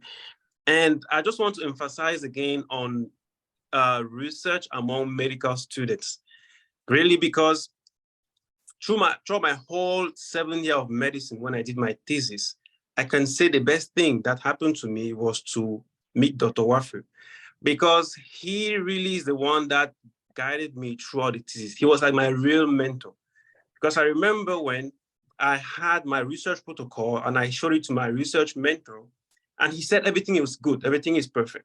But then I met Dr. Wafeu and I showed my research protocol, and he made like 100 corrections in the protocol, which made perfect sense. And I was like, we're not taught these things in medical school. So it's like in 7th year, you're thrown into this thing that go and do research, and you're given mentors, just like Professor Joshua Tambe said. He had a very, I really like his intervention. They are clinicians. They're not really also into this research thing. So they just like try to help them to the best of their knowledge. But because of Dr. Wafeu, he really taught me and many of my other colleagues, classmates, about the fundamentals in research, about the basic stuffs that you will see somebody who is defending his thesis at the end of the 7th year, but he doesn't even understand really what it means, what he's presenting, what are the results that he's presenting. So I'm just saying that it is really important to teach the 7th year medical students, the 6th year medical students, even starting from 5th year, about this thing. In medical school, we are taught about the types of research, we're taught about how to interpret this thing. But when it comes to putting things into practice, it is a whole different story. So I really appreciate what he's doing. And I always advise any person that I'm kind of mentoring in medical school that when you do your thesis, try to see Dr. Wafeu, try to take his courses, because they are really important. They will help guide you throughout your thesis and throughout your research project. So not only that, many people in 7th year just want to do their thesis and submit and finish a medical school. They don't even interested in research, which is, it's fair enough. Some people don't want to do research, they don't want to be clinicians, and that's it. But still, it's important to know these concepts, because as a clinician, you need to be able to read an article and criticize the article and really understand the data that is presented to you. Don't look at the p-value only and say, okay, it's significant, then it means it's good, it's working. That's not it. You need to look at what is the number needed to treat, what's the number needed to harm, what's the cost effectiveness. You know, I need to know that statistical significance is different from clinical significance, for example. So those things that really medical professionals should know, most of them don't know, because we're not taught those things in medical school. So I think research is not only for those who want to do research, but every clinician needs to have those basic concepts, needs to really grasp them and put them into his clinical practice of every day. Because nowadays it's about evidence-based medicine. Medicine is changing every day. And if you stay with your basic knowledge that you've had, you're gonna be like not up to date. So I really appreciate what Dr. Wafeu has presented today. And I really thank you again, Dr. Wafeu, for coming here on the town hall. Thank you. Thank you very much, Dr. Donald, and great intervention. So just really to say that we go to medical schools to become medical doctors, right? And in medical school, you're trained to become a doctor, you're trained to treat people. Research is science, it's a completely different, the two can, you know, there are some areas of intercalation, but can be very, very different. But where it's difficult, Donald, is where do you draw the line of that basic notion that as a medical doctor who doesn't want to do research, I should know to help me with my clinical practice. But that is readily possible to achieve. I said I was going to take Martin and then Judy. Martin, over to you. Our presenter 2 weeks ago, who did an excellent job. Your comments, I still follow the comments on over social media, still going up right even today. So that was good. All right. Hi, everyone. Thanks, Kate, for giving me the floor. I mean, when I saw that Wafeu was doing the presentation today, I'm sure Mono read my comment and I was like, I definitely have to be here because going through medical school in the final year, I wished I was probably in Donald's class, right? Or maybe Brian's class. I had wished maybe I was a year behind my actual year because the year I did my thesis, Wafeu was just barely getting the idea of BMS set in his head. And so we could not benefit from it. I know the first people to benefit from it were basically those who were after us. And because of that, we had to struggle. I remember Leo and I, Leo, who is on this call, he'll say the same thing. We first of all got the biostatistician from University of Yaoundé 1 to do our statistical analysis. The guy messed us up so badly. I mean, he turned our heads around, made just pudding of our brains, and we had to pretty much learn on our own how to use SPSS to do our statistical analysis. And to cut a long story short, it finally worked out.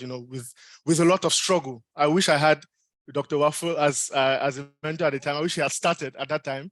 I would probably have taken a lot less time than like it did than I did, to publish the study that I did, which actually happened like 2 or 3 years later.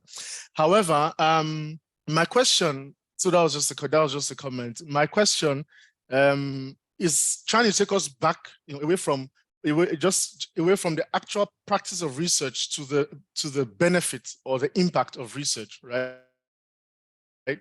So basically, in a nutshell, the way I see it, we have clinical research, and then we have clinical-based research, and then we have population-based research. That's the way. I'm not an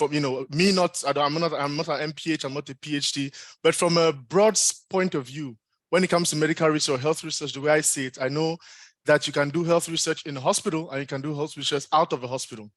Now, my question is, if we're really talking about evidence-based medicine and using research to inform clinical practices, right? My question goes to Dr. Wafeu, it goes to all the other researchers on the platform, on the call. What's your take on the relevance of hospital-based research versus community-based research, especially when it comes to informing on health in representative populations, right? Because it's possible to, in our country, to see people who have diabetes come to the hospital and do research in a diabetic population. Probably diabetes is not the best example. I'll use an example that I have more experience in, which is CKD. If you want to do research in CKD in Cameroon, for example, you are probably going to only see stage 4 and stage 5. I mean, those people who are in late stage 4 and those who are in stage 5 in CKD. However, there's a big population of people in CKD because we know that CKD is stage in 5 stages. So if you focus only on hospital-based research, you tend to see only a certain category of patients because our population, our compatriots don't go to the hospital until they're sick. How about all the other conditions that develop more insidiously?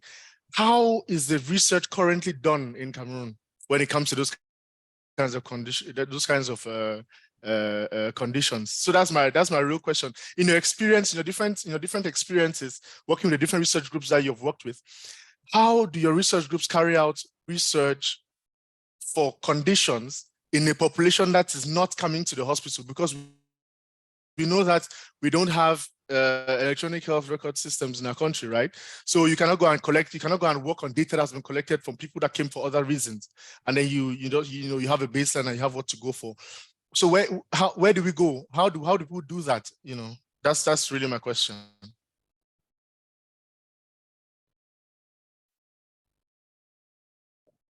Yes, Guy, over to you. Okay, thank you so much. Thank you, Dr. Ekiti, for the question. What I may say is that, first of all, concerning evidence-based practice, I think that is another field where we are trying to move things with Cochrane Cameroon, because it is something that many clinicians will not even know what it means. Actually, we are usually most on influence-based medicine or vehemence-based medicine or things like that. But I think while sharing the information, while making trainings available, while talking about it, we can bring more people. And mostly because when you start practicing evidence-based medicine, you have better results, even for your own patients. And I think we will have more and more clinicians trying the things, and there will be, I think, more people applying that other aspect. Now, coming to the hospital-based or community-based studies, what I can see is that it mostly depends on the fundings. As I think there is one other colleague who said it previously, I have been involved in several studies, especially in neglected tropical diseases, done in the community, that is those who were not in hospital. We did a community-based sampling. We were like studying, for example, we were doing a clinical trial on loiasis, which is a parasitic disease. And that was a community-based because the funding was for community-based study. And I think most of the studies, even which are done in hospital, are studies of medical students or other students, because they have like an obligation to do it. That is why they do it in the hospital, because that is where they practice, that's where they can easily have participants. And I think that is why we have more studies conducted in hospital. I'm convinced that if there is no more thesis or masters that they have to do, you will have the same problem even for those CKG where you can find some papers. From what I see, even the publication that you can have from teachers, most of them are from the students' studies that was done. So I think one key problem is fundings, because it is clear that research requires a lot of money. If you want to do like a CKG prevalence, I mean, just kidney disease prevalence in a region, I'm not sure one person can fund it from his own money.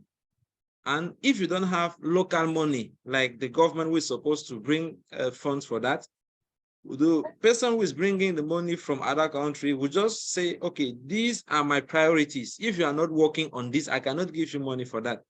And I think until we can have other fundings for community studies concerning our own problem, we may not have a solution on that point.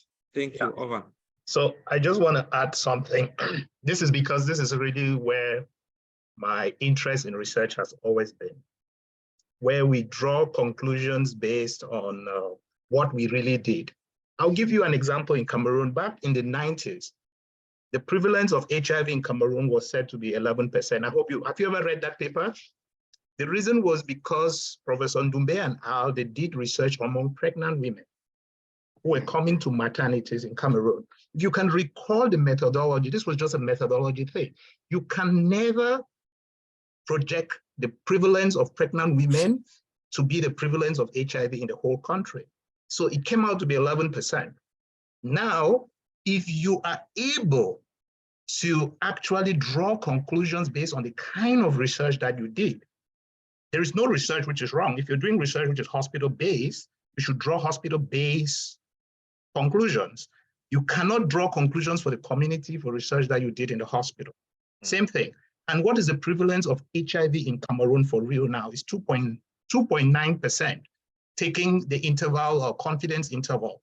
It's been dropping over the years because we're treating patients. I know before I left, the last centenary was 3.7, 2.9, but I've always had this. The prevalence of HIV in Cameroon has never been 11%. Never. That I can bet with that because it was a whole research question I went through. All the papers that showed 11% were done among pregnant women who came to antenatal visit. They are sexually active. They have never used a condom. That's why they are pregnant. I'm not here to castigate pregnant women, but this is it. And they are high-risk population. So how do you expect to draw a conclusion and generalize it to the whole country? It was used for several reasons to draw funding, get the HIV pandemic also controlled. At least the rest of the world knew Cameroon had 11% for a while, for multiple years. And we got our problems really solved. But this is just an example showing you why hospital-based research and community-based research should have different conclusions. Sampling, methodology, to me, I am not a big researcher, but I always say, garbage in, garbage out. If you give me a research, I'm going to read the methodology and I'm going to throw it in the dustbin. If it's not good methodology, then I'm done. Nothing else going forward makes sense. But I gave this example just to be able to really make sure that as we're dealing with students in the universities, we're dealing with medical students, there is no place, every place research can be done. But we should be able to draw the right conclusions from the research we're doing, using the right methodology. I got to a point where I've read people draw conclusions for cross-sectional studies. They draw conclusions for cohort studies where they're doing cross-sectional studies. And they use methodologies. They don't even know the difference between odd ratios and relative values. They don't know exactly what they're doing. So these are things that are basic, but they can hurt. And I learned the hard way. But I'm saying this because this is a topic that is very dear to me too. So I would stop here, Kate. Thank you very much, Mona. And Martin, in your question, I think there was an element of response to your question when you were talking about research group. Okay, we can, a single individual, a single research group cannot do all types of research, and that's why we have groups that focus. You know, that some people are more focused on clinical-based research. Why? Because probably they are hospital consultants, hospital-based clinicians. You have people who do population and demography studies. You have people who do community studies. You know, no particular group, no particular type of research should be glorified than the other if we are doing things the right way. And I believe all of these, you know, hospital-based research, population-based research, community research, qualitative research are all important if we are generating knowledge that can transform science and that can transform our society. So we need all these angles of research to be able to build, you know, a rich research ecosystem. So Judwin, your hand is up, and then we are going to look at the comments section and then come back to Michael, Antoine, Crespo, and then Prof again. Thank you very much, JC. And to Dr. Wafeu, that was an excellent presentation. I was quite impressed by your level of lingualism. I wish I had half of that. I also didn't know JC was part of Town Hall. Maybe it just keep my mind. Anyway, so I'm Judwin. I'm a pediatrician in the UK, but I'm also the Secretary General of CamDoc UK, which is the Association of Cameroonian Doctors based in the UK. My question, so I have a few points to make. I think when we talk about research in Cameroon, I think one thing we need to really emphasize, maybe especially with lecturers, is something around research integrity. I remember, unfortunately, my thesis, I can't claim it in my CV as a first author because my lecturer kindly put his name as first author and then put me as third, not even second. So I think if we're trying to promote good research practices in Cameroon, for example, we should think about research integrity. That's one thing. Secondly, I'm just wondering about yes, I think people have said that people just do these research pieces as thesis, a tick box exercise. You need to graduate from the uni, but where do these papers end, and what's the solution to that to start with? Because many are in English-speaking African countries, and even the UK, they don't do a thesis. The medical students graduate with an MBBS. I know that, I'm not sure what system we're following. Maybe it's a French system, I don't know. But if doing a thesis could have been a tick box exercise. But I, however, believe that everybody should have some exposure to research, so it's probably a good thing. But my question really is about putting the outcomes and the research into practice. I'm currently working on a guideline for neonatal sepsis in Cameroon. And so when I've spoken to pediatricians on the ground, like what evidence do we have for neonatal sepsis, for example, the guidelines are being used were taken from like a really tiny low-powered study done in 2013. So yes, we are doing research, maybe because we're ticking their boxes, but I think we need to really empower people to think about, those really high yield areas. For example, neonatal maternal mortality, those are really high yield areas. There's probably a lot that we can do. Yes, funding may be a limitation, but we need to think about translating the research into practice. So, maybe produce guidelines from what we do, audit a service and then audit a service, implement make recommendations and then re-audit the service, things like that, because there's no point doing research and then it just ends up in the bin. And for that, you need all the mechanisms to make it robust. And that leads me to the last point I would like to make is about collaboration with the diaspora. There's so many opportunities out there, and I'm sure you know a lot of them. You working from Africa, there's so much funding for African researchers. But I just wonder how much of this is being exploited. So what are the opportunities for partnership with the diaspora? So I know that, for example, CamDoc UK is involved in teaching. We've got MOUs with like University of Boya, University of Chang, which in my opinion is not exploited fully enough. It's not well exploited at all. There's much more room for improvement and use. But thinking about having thesis supervisors from abroad, collaborating with thesis supervisors, having even funding in terms of monetary funding for people's dissertation, like for example, looking for funding for neonatal sepsis, like trying to actually get people to do blood cultures, and then trying to actually know what germs are most common, what antibiotics, because in my opinion, antibiotics are overused anyway.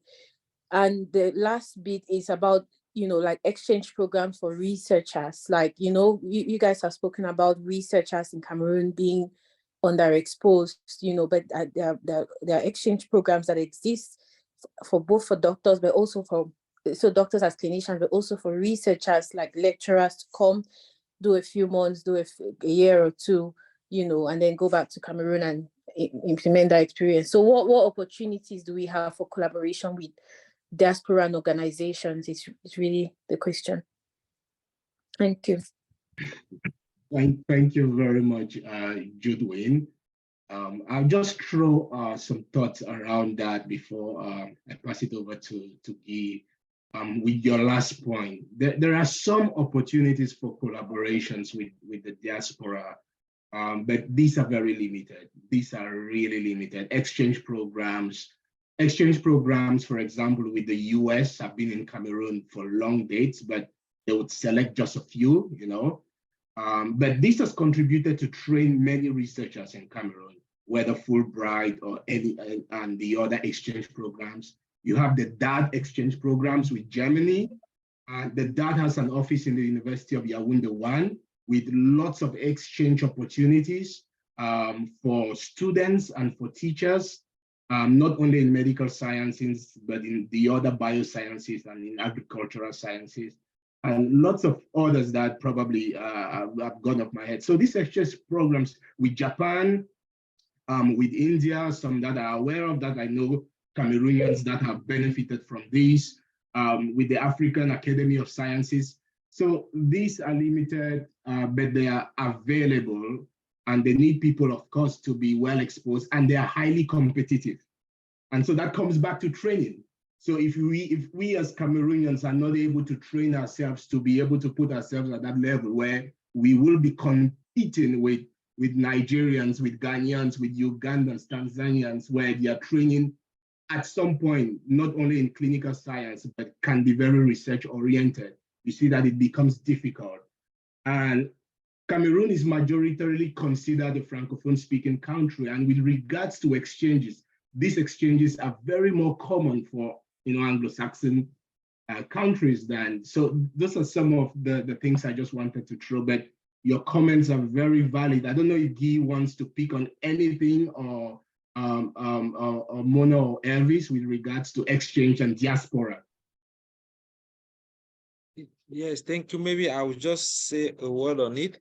From my side, I think one of the greatest challenges is to have the information about those different opportunities. For example, just from this meeting, I'm understanding that there are at least 2 funding opportunities for an MG thesis, one on drug prescription, another on neonatal infection. I think even that one is a great news for me and for other students with whom I'm working.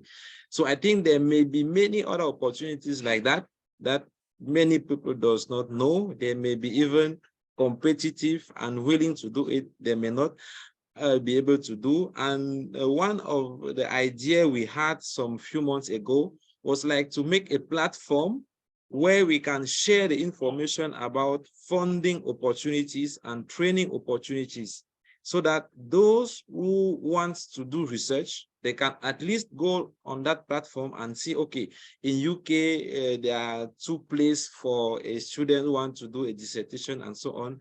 And I think that can help to solve a bit the problem. Over.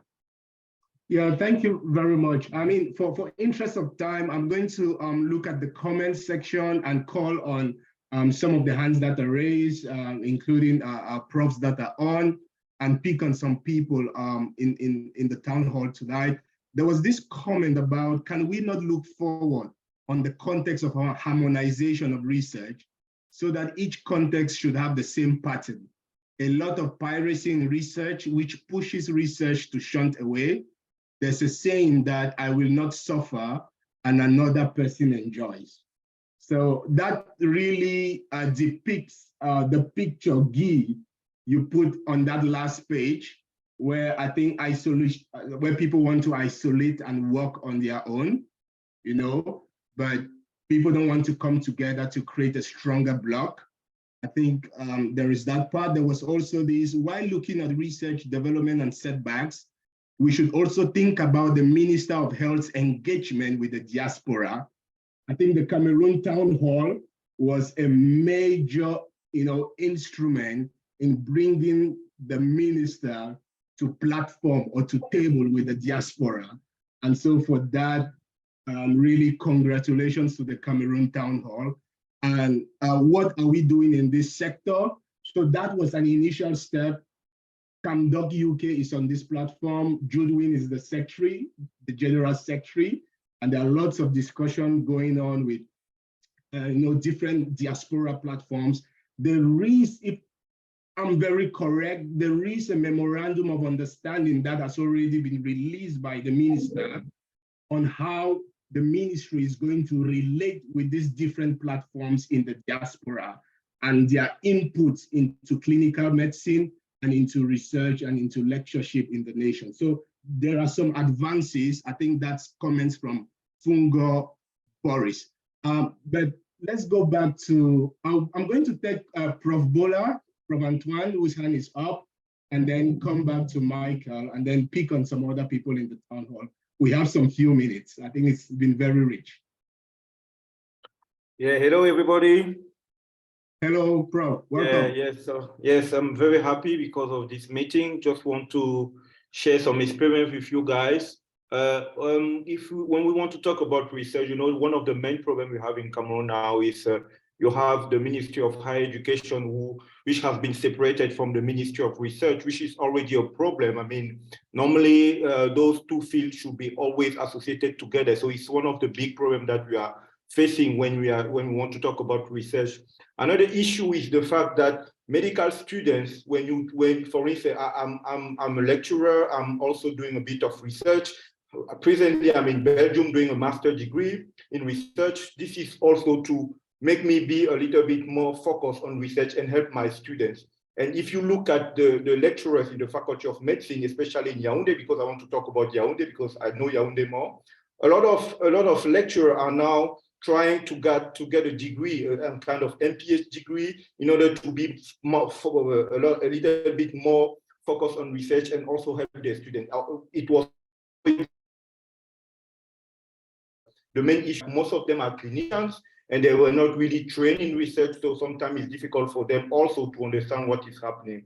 And we also have to consider research in medical school not like a course or not like a curse, but also something that will help those people who are becoming doctors to be familiar with research, because most of the time when you see them coming to you with their protocol or with a topic in their mind, they don't, if you ask them the question like, okay, can you tell me about what is an analytic study? They will not be able to give you a correct answer. So there is something lacking during their training. So we probably have also to make sure that maybe as even from the beginning of their medical school, even in year 4, they will have to be taught to research methodology, epidemiology, and public health, such a way that when they come to the 6th or the 7th year of medical school, they know that it's something which is important for them, not that something that they have to do or they are forced to do because they have to defend something and have the degree. So it's something which is also very important.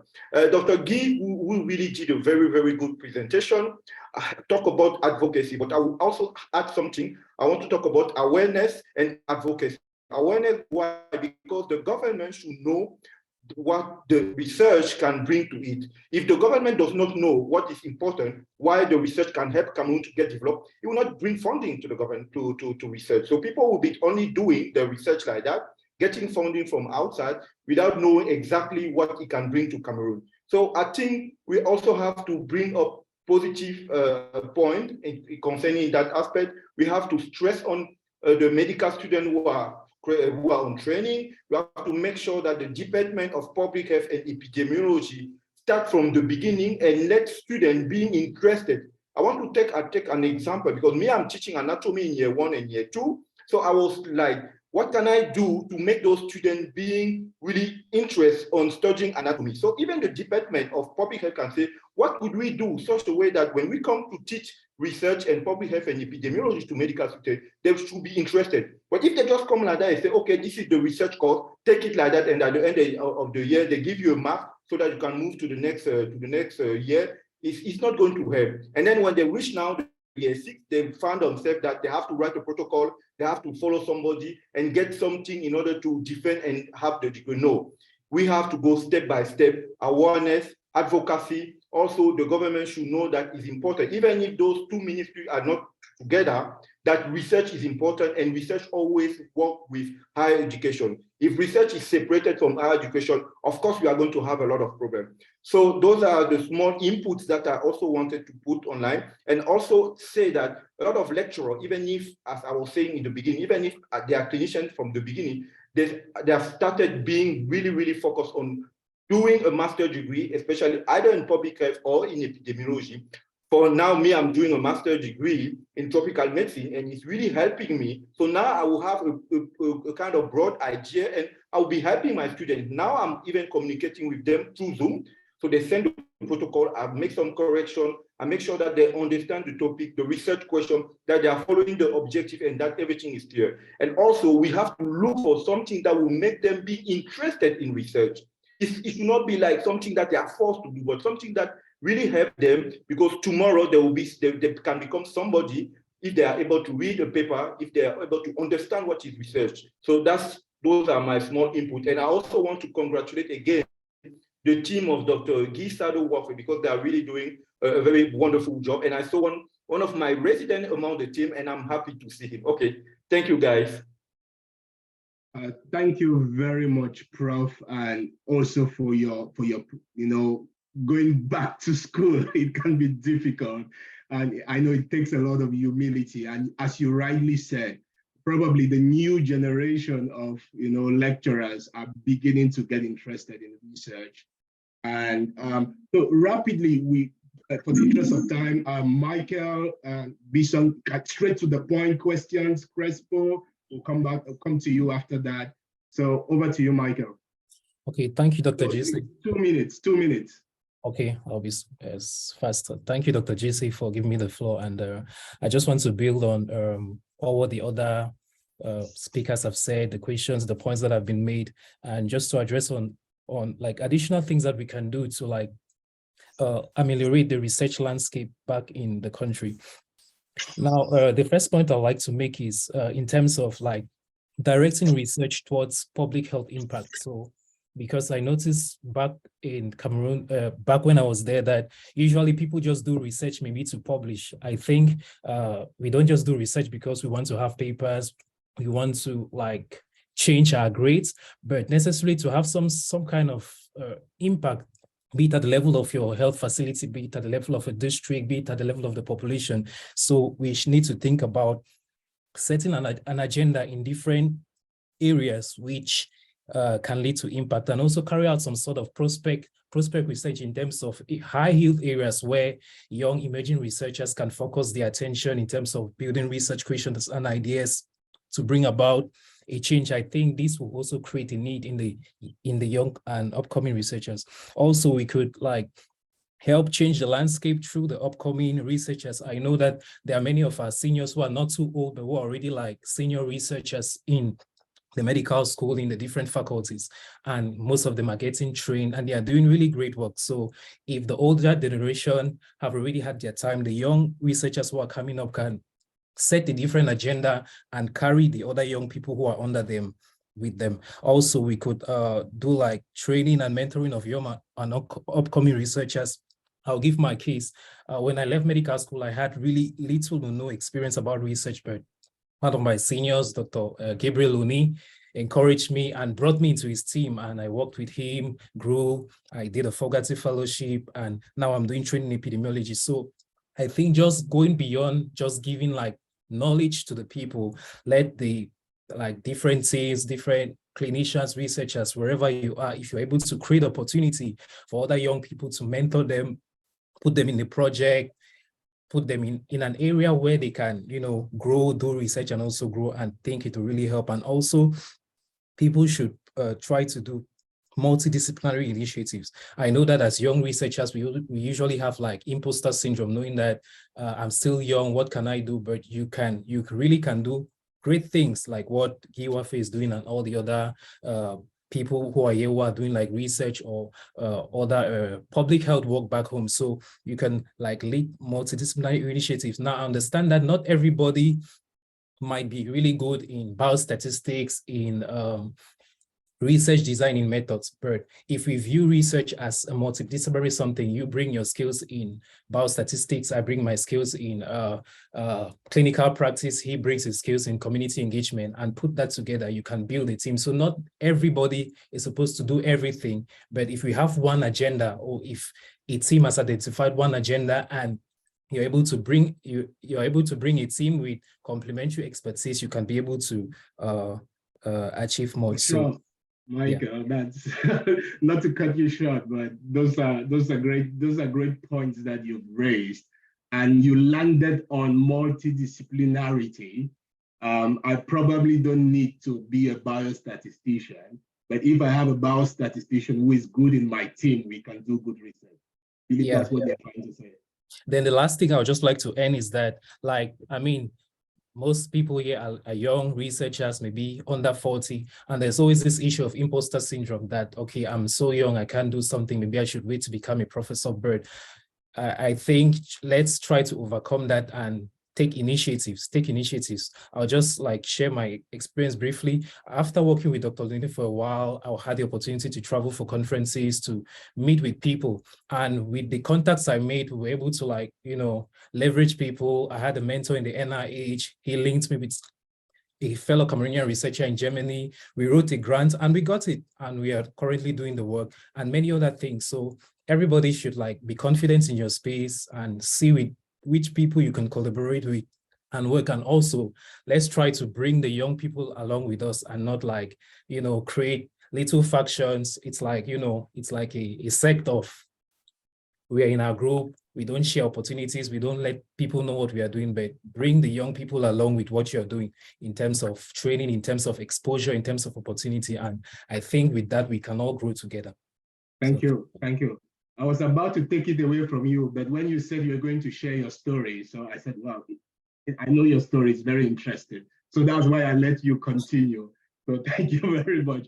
I'm going to go to Crespo. Crespo, 2 minutes. We have, if I'm not mistaken, I don't know if that's Professor Leo Fezer from France. We have him connected, and we have some final statements from some senior people who are also part of this town hall tonight. So Crespo? Yeah, thanks, Kat. Yeah, it's been a while. There's movement that happened. Well, I moved and I'm in Calgary, so currently the associate director of the impact program at the University of Calgary. I have just two questions. I'll be very straight. I'll try to just stay within the 2 minutes. Guy, it's a wonderful thing that you're doing, and I really salute that. I remember with Donald and Brian going through these final stages of medical school. I only could publish my thesis like a year and a half later, which was quite hard. At least I was lucky to be working in the BTC with Malike, but Guy, you have this network and it's good, and I know you're a good voice in Cameroon for researchers. Is there a way that we could create like a coalition and put in the studies that medical students should be able to publish at least one article by year 5 before they're going to their, start research, getting into their thesis? Can they, because that's a condition here in Calgary, for instance, in Canada, you have to be able to publish an article in order to get to certain residency positions. So is it a thing that we can advocate with the dean to put it in the system to have like one publication at least? That will push everyone because it's a requirement. Number two thing is that, is there a way that we could work with some people from Guayaquil? Like, I want to go like really ground level. Is there a way we can work with those people who are usually doing Guayaquil? Because for you to defend your thesis in Guayaquil, you need to publish maybe at least 2 articles. Just knowing that you have that as an obligation, you'll be able to read. The third thing is that my team and I were trying to build a website which is going to act like an aggregate where it's going to be able to put grant fundings.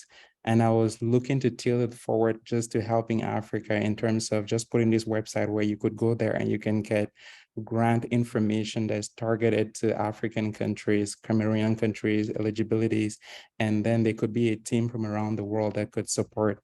So I'm working together with some engineers who are working in my department, and we're trying to see if we can put that forward. Maybe that could be a way to help to have funding, because I know number one thing in research is money. So yeah, if you can answer those questions for me, thanks.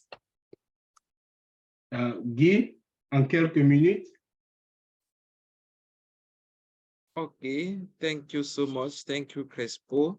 Just rapidly, having a paper before the 5th year, I think that would be great. And I think there are other groups with whom we can collaborate, like Medical Mind, for example, like Cameroon Medical Students Association. And I think it's possible because I met a student from University of Boya who was at the 6th year, but who was author of, I think that was 6 or 7 articles. So it's possible. I think we can see how to discuss, how to put in place, although it may be difficult to put it as an institutional condition, because as we have been discussing, those who are working now at the institution may not be favorable. But I'm sure while working with students, while showing the interest of research and the easiness you can have to publish, you will have many people who are interested. And also for the other point, working with the people at Guayaquil, that would be good. Maybe just that we should better deal with those who are working in the health domain. We have not yet even finished with those groups. If we have now to add the other from biochemistry, from social science, I'm not sure we will be able for the moment to gather all those people. Let us maybe finish with this round, and then we can start with the other round, if at least we can finish with this one. And finally, I think I will just contact you inbox for that project, because I think that is something really interesting, to be able to have a platform where we can have funding opportunities directly targeted to Africa, and even program exchange. And that is something, as I said, we were thinking how to do it, but I think we can have a collaboration on it, and that would be great for everyone. Thank you.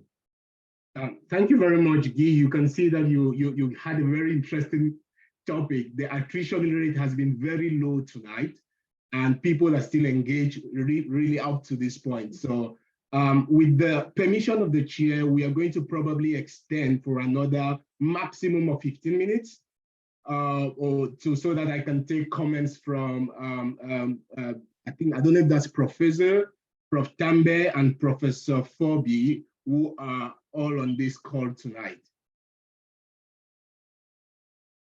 So over to you. Is it Professor Sadeu? Hello, everyone. Good evening. Good evening. I claim the prophecy or the blessing. But it's not Professor Sadeu. It's Dr. Okay. Yes, actually, I've been following the town hall for a little under a year now. And I think it's the first time I'm reacting here. It's because this topic and the presenter hits close to home. I'm actually Dr. Leo Sadeu. I'm the director of the Ndop District Hospital and equally the deputy coordinator of BMR, the focal point for BMR in the Northwest region. Actually, I wanted to give a comment concerning research because I think that Dr. Wafeu particularly impacted me personally a lot. I remember in my final year with Dr. Ekiti, that's when I met him. And working with him actually made me to grow a lot of interest in research.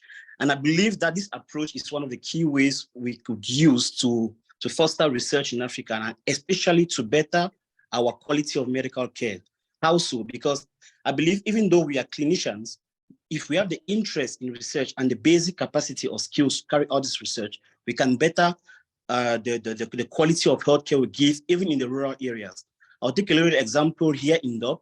I got here about 5 months ago, and after about 3 months, I realized that about 7 out of 10 neonates or newborns in my hospital developed fever from day 2 to day 3.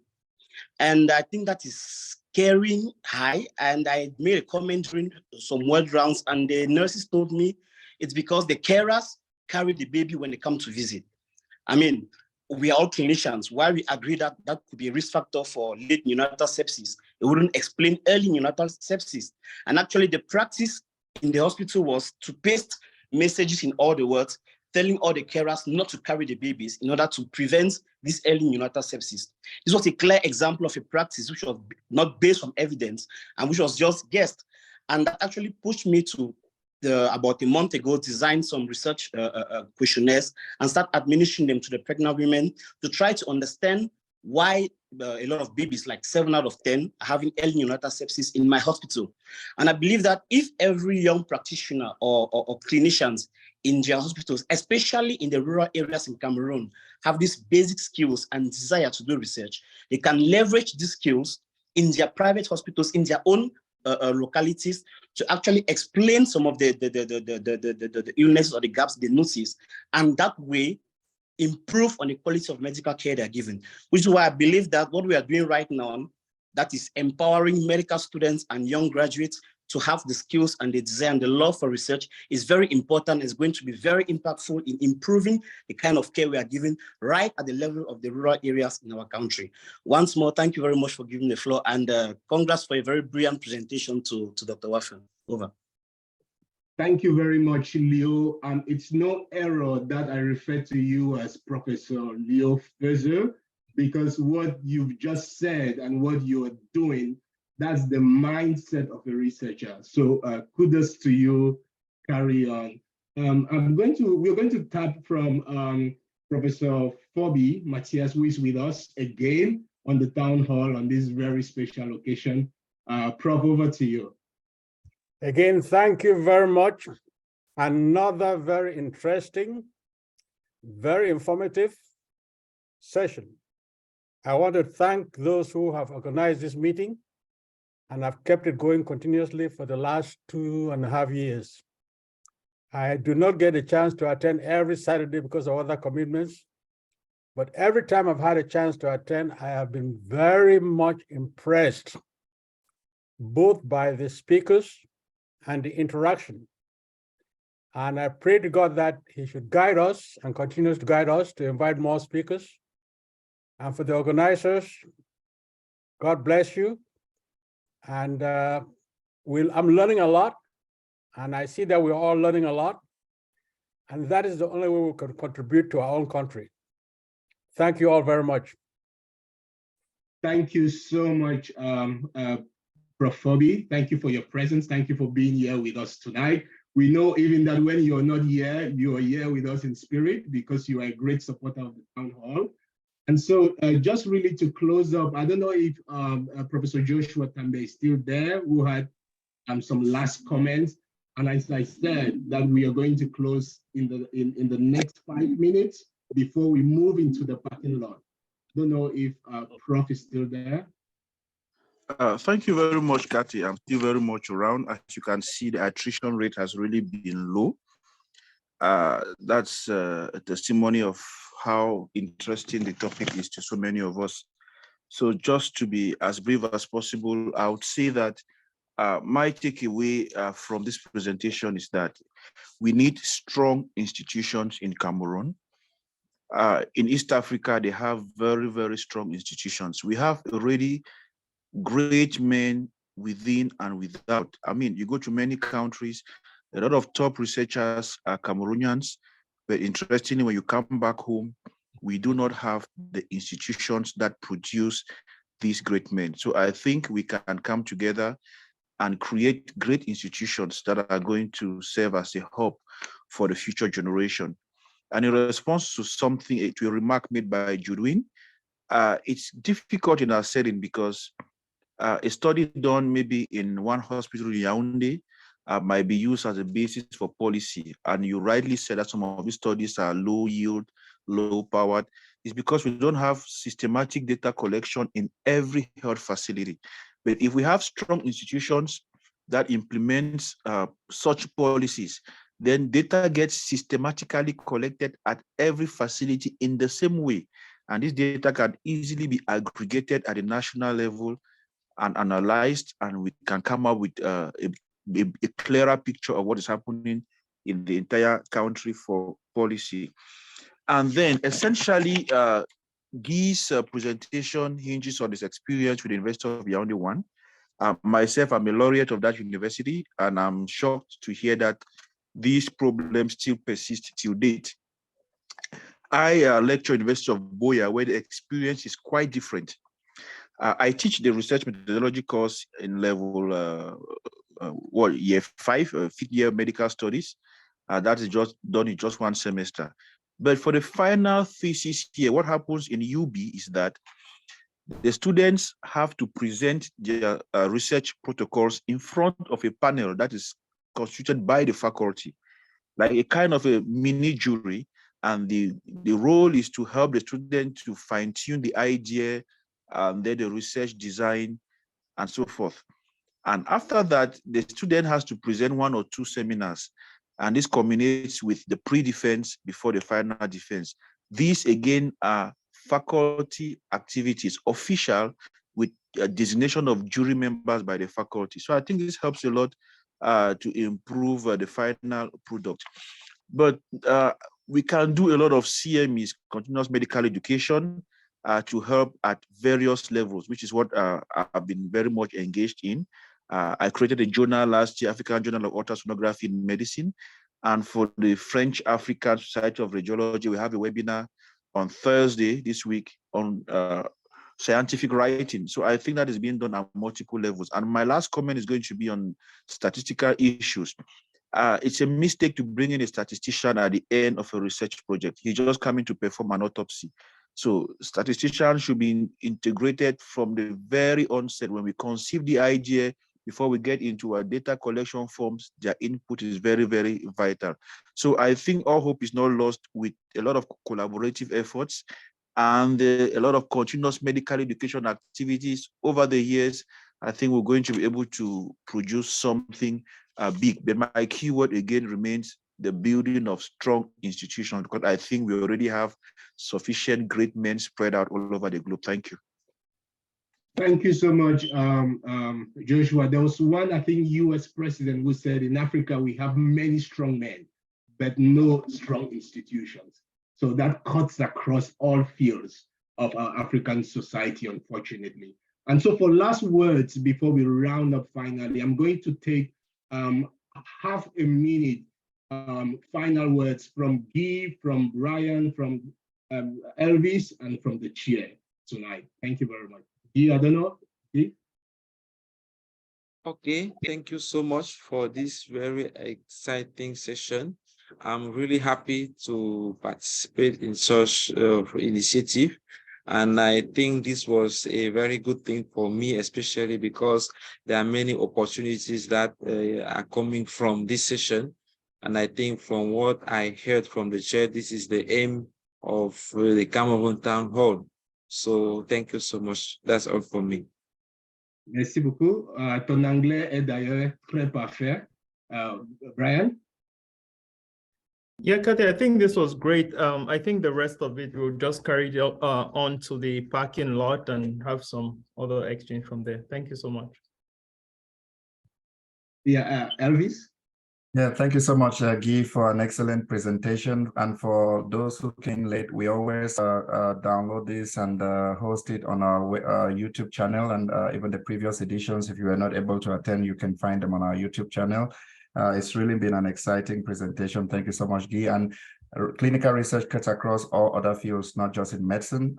Nurses can only improve on their practice if nurses are interested in research involving nursing practice. And so both nurses, doctors, lab technicians, midwives, they have all to develop the interest in clinical research so they can be able to identify problems that are unique to their practice and seek for solutions that are evidence-based. Thank you once again. It was a pleasure being part of this session today. And just to mention a little bit, there is an opportunity as well for protocol review service at the African continent that will be hosted in Cameroon at the Clinton Health Access Initiative through a project called Design, Analyze, and Communicate. This project will be aimed at helping clinical researchers to be able to design their protocol at the early beginning, involving the biostatistician at a very early stage, as Professor Joshua mentioned. And even there will be availability of trial planning grants that can help principal investigators to even do some trial simulations and pay for some of those expertise, because if you design a poor trial, then obviously the outcome will be poor. So we are grateful that there is a 3-year grant that is going to be able to handle this in Cameroon, and this will be launched in the month of May. I think there'll be a session more specifically on this at the town hall to enlighten researchers on this so they can take advantage of the opportunity. Thank you very much, Elvis. Mono, final words? Yeah, I just want to thank all the moderators and especially thank Gil for the short notice. As I said, he was a highly recommended peer by his peers. We've always said we learn from our teachers and we learn from our colleagues. And it's very important for us to actually appreciate that. And learning from our colleagues at times when we do things that are revolutionary in themselves, which take a short time for us to really get to see change. Our colleagues realize it and they see exactly the benefit. So I personally did not know Gil, but all his colleagues who were here in the town hall told me each time medical students were talking about research in Cameroon, they said, get to Gil, he's the right person, he's doing the right thing, and we can learn from him. And I think that is true. I told Gil there's a lot of collaboration going on in the town hall. We are a platform, which I just want to remind everyone, we're a platform where every other platform can come here. We're just providing a platform where we could actually get Cameroonians to have access to health professionals and see how we can change the health platform in Cameroon. And that's really what we are providing. So we are open to every kind of collaboration with every other organization that is out there. We'll provide you the platform to tell us what you're doing in Cameroon and how we can do to make things better. So I think just saying that next 2 weeks, I think we're working on a very interesting presenter. Like, I'm very excited. I don't want to get everything out. I think once we put everything together, I'm very excited about in the next 2 weeks, what we'll have in the platform. There's just so much happening. And there's so much happening in the world. I cannot stop without saying it. I think all of you here are scientists, you know about ChatGPT. If you've never used it, just experiment with it.